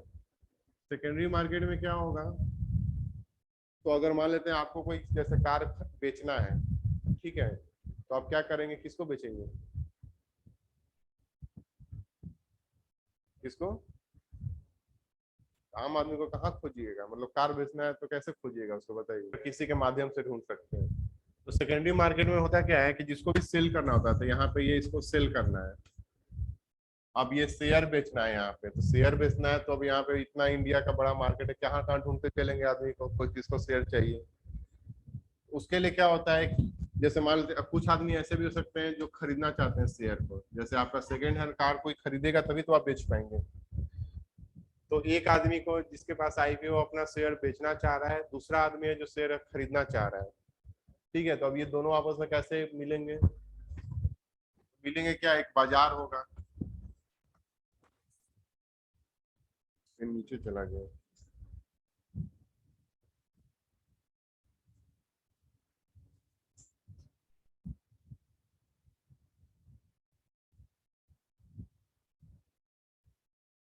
तो देखिए यहाँ पे क्या करना है कि एक आदमी है जिसको अपना शेयर बेचना है, दूसरा आदमी इसको शेयर खरीदना है, लेकिन ये दोनों के बीच में इंटरेक्शन कौन करवाएगा। जैसे कार के लिए एग्जांपल के, तो इंटरेक्शन कौन करवा रहा था, ओला, सॉरी OLX करवा रहा था, ठीक है। तो यहाँ पे ये काम कौन करता है, शेयर मार्केट। शेयर मार्केट जैसे क्या आप वर्ड सुने होंगे, BSE। BSE क्या है, मतलब ये शेयर मार्केट नहीं करता है, इसको सॉरी इसको एक्सचेंज करता है, मतलब उसको एक्सचेंज बोला जाता है। जैसे बीएसई है, एनएससी, ये सब क्या एक्सचेंज है, मतलब Bombay stock exchange, national stock exchange, इन लोगों का काम क्या होता है, एक्सचेंज करवाना। मतलब एक्सचेंज का मतलब क्या, बाई एंड सेल करवाना। मतलब इसका शेयर चला जाएगा बायर के पास, बायर का पैसा आ जाएगा इसके बाद। बेसिकली ये काम क्या कर रहा है, एक्सचेंज का काम कर रहा है, या बोल सकते हैं एक तरह का ये क्या है, ब्रोकर है। ठीक है। और ब्रोकर जनरली कौन सा है, दो मेजर ब्रोकर इंडिया में है जो ये बाई एंड सेल का काम करवाता है, वो कौन है, बीएसई और एनएससी। ऐसे रीजनल लेवल भी बहुत सारे होते हैं, लेकिन आप नाम किसका सुने होंगे, इसी दोनों का सुने होंगे, बीएसई और एनएससी का। ठीक है। तो ये जनरली काम क्या करता है, ब्रोकर या एक दलाल का काम करता है, जो शेयर का खरीद बिक्री करवाता है। जैसे में जमीन का खरीद बिक्री कराने का ब्रोकर होता है, उसी तरीके से शेयर को खरीद बिक्री का कराने का ब्रोकर का है एनएससी और बीएसई का काम है। ठीक है। तो आप सुने होंगे जैसे बीएससी का एड्रेस, बीएससी का एड्रेस क्या है, क्या है एड्रेस,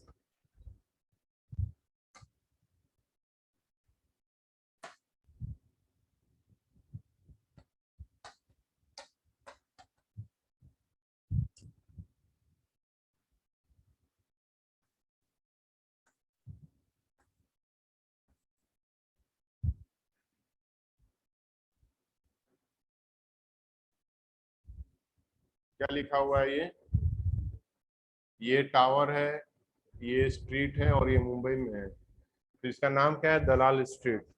मतलब एक तरह का ये ब्रोकर का काम करता है, इसलिए इस रोड का ही नाम क्या है, दलाल स्ट्रीट। ठीक है। तो जनरली ये है क्या, ये ब्रोकर है ये लोग, या एक्सचेंज है जो ये शेयर का खरीद बिक्री करवाता है।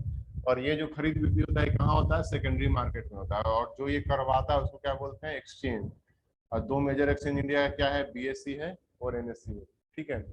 तो सपोज का ये एफपीओ वाला भी जो लोग खरीदा, उसको भी अगर अपना शेयर बेचने का मन कर रहा है तो यहीं जाएगा। किसी नया आदमी को कल को 2 साल बाद 5 साल बाद किसी नया आदमी को अगर शेयर खरीदना है तो भी उसको कहाँ जाना होगा, इसी शेयर मार्केट में जाना होगा। तो बेसिक अंतर क्या है प्राइमरी और सेकेंडरी मार्केट में, कि यहाँ पे नया शेयर बिकता है और यहाँ पे पुराना शेयर का खरीद बिक्री होता है, और यहाँ पे सिर्फ नया शेयर का बिक्री होता है। और जो कोई पहली बार शेयर खरीदना मतलब खरीदता है तो आईपीओ के माध्यम से खरीदता है, और दूसरी बार अगर कंपनी फ्रेश शेयर बेचती है तो उसको एफपीओ बोलते हैं। ठीक है। तो बेसिक यही था स्टार्टिंग से, कि किसी भी कंपनी को अगर अपना पैसा रेज करना है मार्केट से तो अपना हिस्सेदारी देना होगा, मतलब शेयर देना होगा, और बदले में उसको पैसा मिलेगा। पहला बार पैसा अगर लेना है तो प्राइमरी मार्केट में जाना होगा, और जिसके माध्यम से लेगा उसको आईपीओ बोलेंगे। और अगर वही काम दूसरी बार करेगा या तीसरी बार करेगा तो उसको एफपीओ बोलेंगे। और यही जो आईपीओ एफपीओ के माध्यम से शेयर खरीदे, इनको अगर अपना शेयर वापस से बेचना है तो उनको जाना होगा आफ्टर मार्केट या सेकेंडरी मार्केट में, और वहां पे एक्सचेंज के माध्यम से ये शेयर अपना खरीद बिक्री कर सकते हैं। और जो इंडिया का जो मेजर एक्सचेंज है वो है एनएससी और बीएससी। ठीक है, कोई दिक्कत इसको समझने में, एक बार देख लीजिए। यहाँ पे बहुत सारा नया नया टर्म है, debt market, equity market, primary, secondary, IPO, FPO, NSC, BSc. किसी में कोई दिक्कत है तो बताइए, ये तो अब लिखना शुरू करेंगे। तो आप क्या लिखे थे अभी, क्या टाइप लिखे थे, कि जो इक्विटी मार्केट उसका कितना प्रकार है, 2 प्रकार है, प्राइमरी और सेकेंडरी। तो अब हेडिंग डालिए प्राइमरी मार्केट के बारे में, प्राइमरी मार्केट।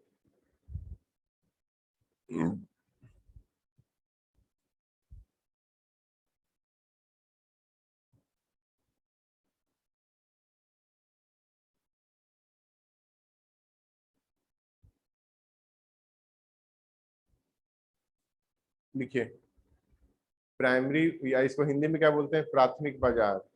ठीक है। लिखिए इस बाजार का दूसरा नाम,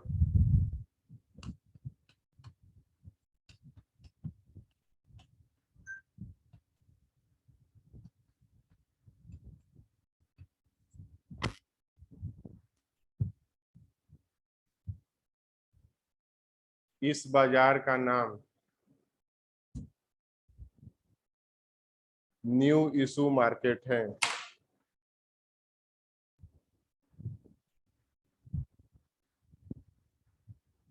इसका दूसरा नाम क्या है, न्यू इशू मार्केट। ऐसा ऑप्शन में आ सकता है कि इसका अदर नाम क्या, 4-5 नाम रहेगा, उसमें से आपको एक चुनना है। ठीक है, ऐसा आ भी चुका है। लिखिए यहाँ पर इंग्लिश में लिखिएगा, it is also called as new issue market. Hindi में लिखिए फिर अगले पॉइंट में, इस बाजार में नए शेयर्स को बेचा जाता है। इन दिस मार्केट शेयर को बेचा जाता है। In this market new shares are sold by company.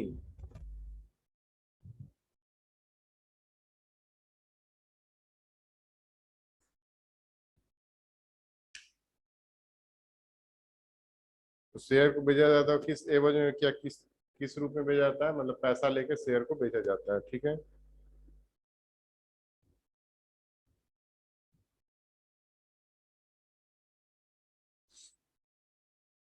देखिए अगला पॉइंट, प्रमुखता शेयर को आईपीओ और एफपीओ के माध्यम से बेचा जाता है। प्रमुखता शेयर्स को आईपीओ और एफपीओ के माध्यम से बेचा जाता है। ऐसा नहीं कि और भी माध्यम में, और भी बहुत सारा माध्यम होता है, लेकिन मेजर क्या है, आईपीओ और उसके बाद एफपीओ। इंग्लिश में लिखे, generally shares are sold with help of IPO and FPO. Generally, shares are sold with help of IPO and FPO. ठीक है,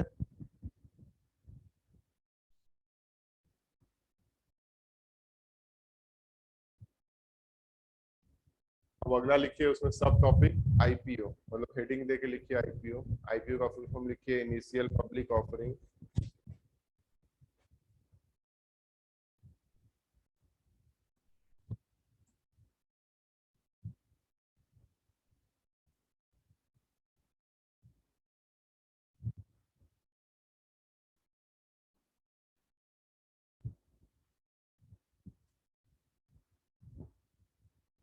इसमें लिखिए, जब कोई कंपनी पहली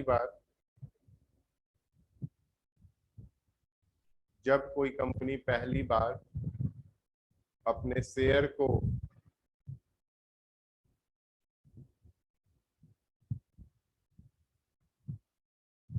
जब कोई कंपनी पहली बार अपने शेयर को आम जनता के आम जनता को बेचती है आम जनता को बेचती है या बिक्री करती है, तो उसे आईपीओ कहा जाता है। इंग्लिश में, when any company sells its share for first time when any company sells its share for first time then it is called as IPO। ठीक है,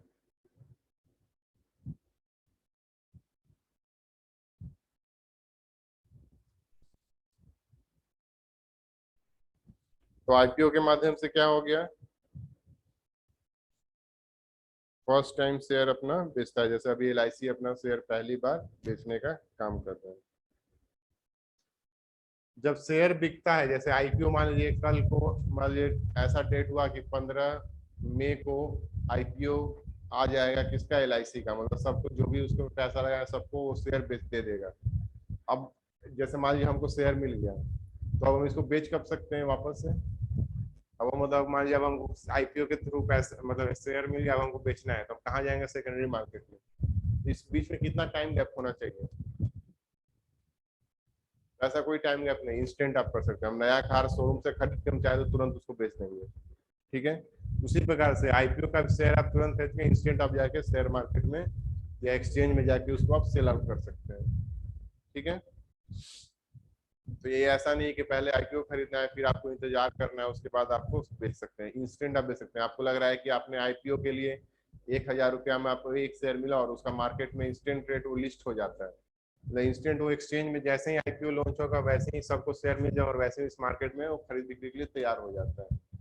तो जो कंपनी, देखिए, तो उसके बाद आप देखते होंगे एनएससी या बीएससी का एक लिस्ट होता है, उसमें रेट वेट दिखाते रहता है, इसका रेट बढ़ रहा है, उसका रेट घट रहा है। तो वैसे कंपनी जो एनएससी और बीएससी की लिस्ट में चले जाते हैं खरीद बिक्री के लिए, वैसे वो क्या बोलते हैं, लिस्टेड कंपनी। ठीक है, मतलब जिसका भी आपको शेयर बाजार के अंदर खरीद बिक्री दिखता है उसको हम लोग क्या बोलते हैं, लिस्टेड कंपनी। मतलब जिसका भी आईपीओ लॉन्च हो गया वो ऑटोमेटिक ऐसा कंपनी हो जाएगा, लिस्टेड कंपनी हो जाएगा। ठीक है, लिस्टेड का मतलब क्या है कि अब वो शेयर मार्केट में अवेलेबल है वो कंपनी, आप उसका चाहे तो शेयर जब चाहे तब खरीद सकते हैं। जैसे आज का डेट में अगर आप टाटा का शेयर आज खरीदना चाहते हैं तो आज आपको मिल सकता है, क्यों? क्योंकि वो लिस्टेड कंपनी ऑलरेडी वो स्टॉक मार्केट में अवेलेबल है। ठीक है, तो जिस कंपनी का आईपीओ लॉन्च हो जाता है वैसे कंपनी को हम लोग क्या बोलते हैं, लिस्टेड कंपनी।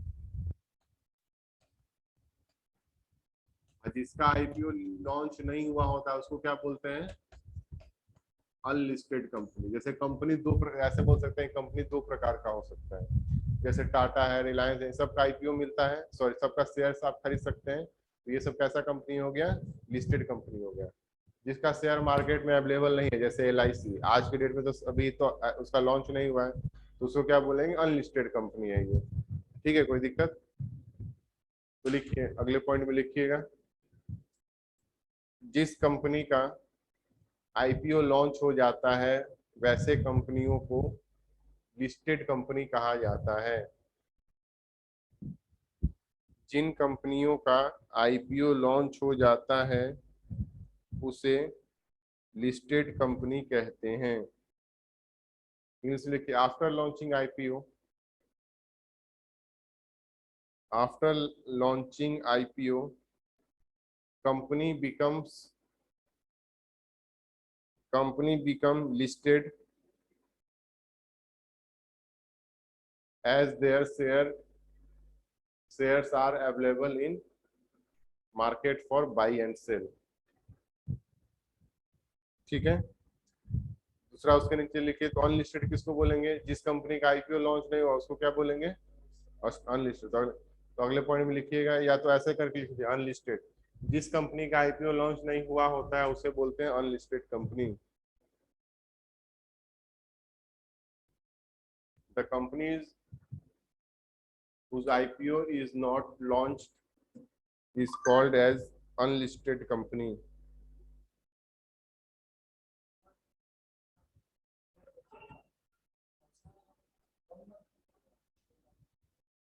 क्या?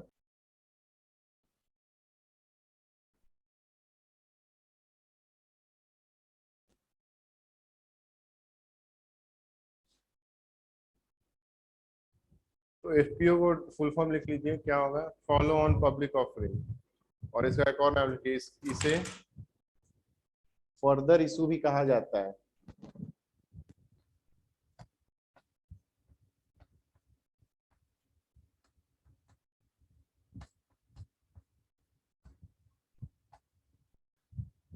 It is also called as further issue, मतलब फॉलो ऑन ऑफरिंग का दूसरा नाम क्या है, फर्दर इशू।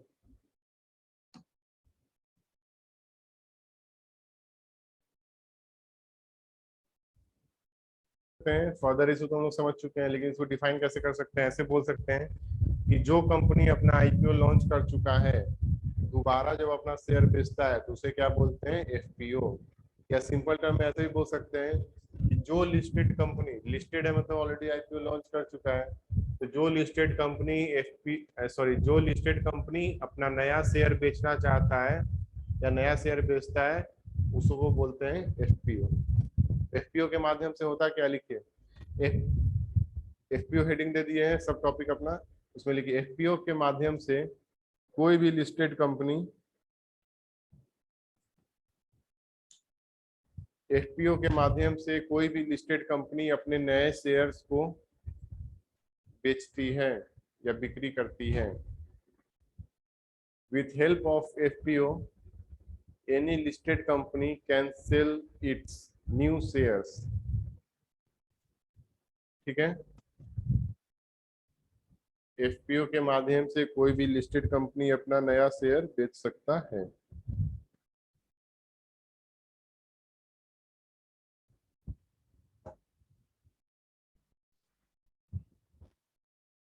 कोई दिक्कत किसी को?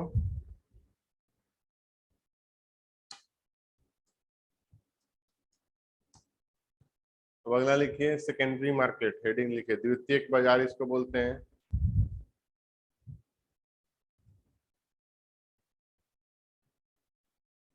द्वितीयक बाजार, सेकेंडरी मार्केट, इसका दूसरा नाम क्या है?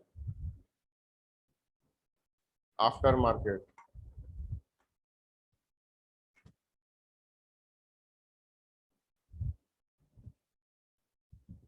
देखिए, it is also called as after market, या बोलिए इसका दूसरा नाम आफ्टर मार्केट है। तो आफ्टर मार्केट में होता क्या है? शेयर का क्या होता है? खरीद बिक्री होता है।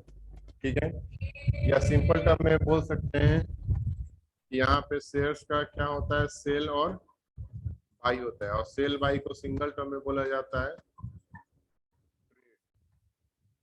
मतलब हम लोग बोल सकते हैं व्यापार होता है, शेयर का व्यापार होता है या ट्रेड होता है, मतलब क्या? खरीद बिक्री होता है। तो सिंपल से सेल एंड बाई को सिंगल टर्म क्या होता है? ट्रेड या ट्रेडिंग। ठीक है, तो सेकेंडरी मार्केट में होता क्या है कि शेयर्स का बेसिकली क्या होता है? ट्रेडिंग होता है, मतलब उसका खरीद बिक्री होता है। तो पॉइंट में लिखिए, इस बाजार में शेयर का खरीद बिक्री होता है। In this market shares are traded, या buy and sell. In this market shares are traded.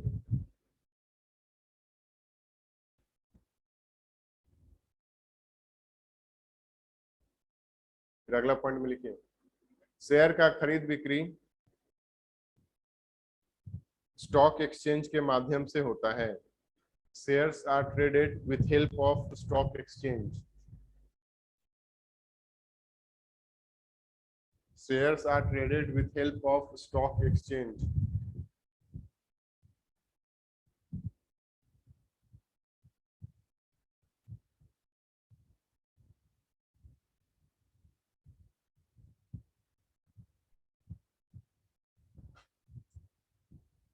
फिर भारत के दो प्रमुख स्टॉक मार्केट कौन कौन से हो गए? बीएसई और एनएसई। तो लिखिए, two major stock exchange of India are BSE and NSE. भारत के दो प्रमुख स्टॉक एक्सचेंज बीएसई और एनएसई हैं।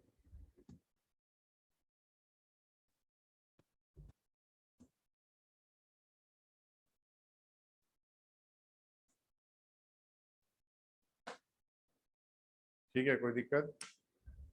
अब अगर आपको शेयर खरीदना है तो उसके लिए अकाउंट होना चाहिए। जैसे आपको सेविंग अकाउंट होता है, उसी तरह से एक डीमेट अकाउंट होता है। ठीक है, तो अगले पॉइंट में लिखिए, शेयर्स का खरीद बिक्री, या shares are traded with help of. Share का खरीद बिक्री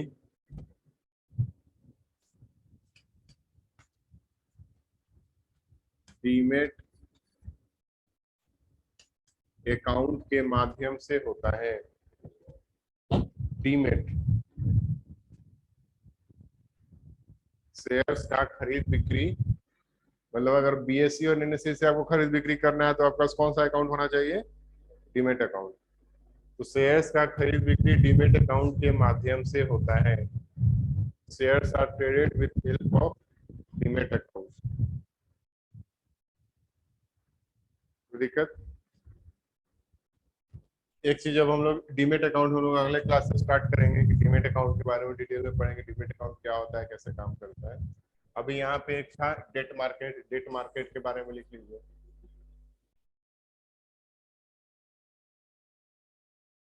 अच्छा, यहाँ पे देखिए एक और भी टर्म है। जैसे यहाँ पे ये कंपनी को शेयर मिला, जैसे हम मान लीजिए हम इक्विटी मार्केट से शेयर शेयर खरीदें, तो यहाँ पे अगर एलआईसी का हम शेयर खरीदें तो हमको शेयर मिल गया, लेकिन शेयर से क्या फायदा है हमको?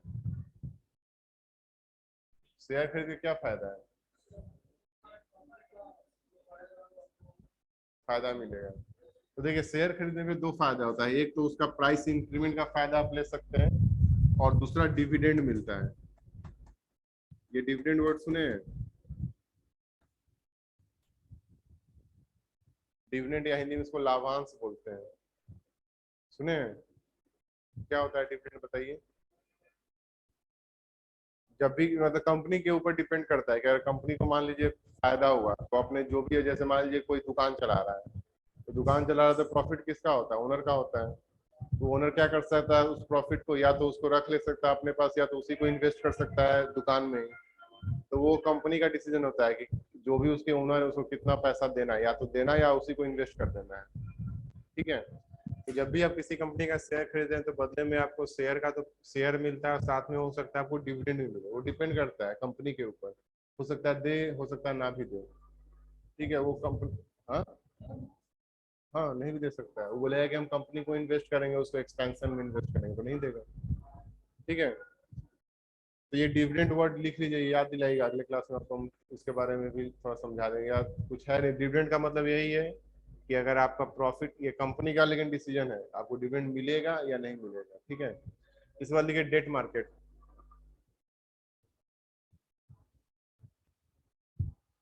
देखिए, इस बाजार में पैसा लोन के माध्यम से लिया जाता है। इस बाजार में पैसा या राशि लोन के माध्यम से लिया जाता है। In this market money is taken in form of loan. अगर लोन कहीं से भी ले रहे हैं तो उसको क्या बोलेंगे, डेट मार्केट बोलेंगे। ठीक है, इस बाजार में ब्याज फिक्स होता है। In this market interest rate is fixed. मतलब बोलने का क्या है कि आपका कंपनी बंद हो गया कि अच्छा चल रहा है कि खराब चल रहा है, उससे बैंक को मतलब नहीं है। उसको एक फिक्स इंटरेस्ट है जो उसको चाहिए, आपका कंपनी बंद हो जाए चाहे कुछ भी हो जाए। लेकिन शेयर मार्केट में क्या बेनिफिट होता है कि इनकेस अगर आपका लॉस भी चल रहा है तो आपको इंटरेस्ट कहीं पे नहीं करना है। अगर मान लेते हैं बहुत अच्छा चल रहा है तो आप डिविडेंड ज्यादा पे करेंगे, अगर मान लेते हैं लॉस मेकिंग होगा तो डिविडेंड नहीं पे करेंगे। लेकिन एक ऐसा नहीं है कि अगर कंपनी लॉस में चला गया तो भी आपको ब्याज देना ही है। लेकिन अगर डेट मार्केट से पैसा लेंगे तो ब्याज क्या होगा, फिक्स है जो आपको देना है, जो जो आप चेंज नहीं कर सकते हैं। ठीक है, लेकिन इक्विटी मार्केट में क्या है कि यहाँ किसी को इंटरेस्ट नहीं देना है। ठीक है, यहाँ तो आपने शेयर दिया और बदले में अगर प्रॉफिट होगा तो हम डिविडेंड देंगे। ठीक है, तो डेट मार्केट और इसमें क्या अंतर है, बेसिक अंतर। सबसे पहला कि लोन मिलता है जिसका ब्याज दर क्या होता है, फिक्स होता है। जो कंपनी लॉस हो या प्रॉफिट हो आपको पे ही करना है। इसमें क्या मिलता है, डिविडेंड मिलता है। डिविडेंड वो डिपेंड करता है कंपनी को, हो सकता है दे भी और आपको नहीं भी दे। तो डेट मार्केट का दो पॉइंट है कि लोन के माध्यम से पैसा मिलता है और ये फिक्स होता है इसका इंटरेस्ट रेट। लेकिन इक्विटी मार्केट में क्या है कि डिविडेंड मिलता है और डिविडेंड फिक्स नहीं होता है। ठीक है, वो ज्यादा भी हो सकता है और नहीं भी हो सकता है। कोई दिक्कत? तो अगले क्लास में हम लोग स्टार्ट करेंगे यहाँ से डीमेट अकाउंट, उसके बाद एनएससी बीएससी के बारे में पढ़ेंगे। ठीक है, कोई दिक्कत? ये डायग्राम बनाना है तो बना लीजिए, जो आपको समझ में आ रहा है, तो समझने में आसानी होगा कल को।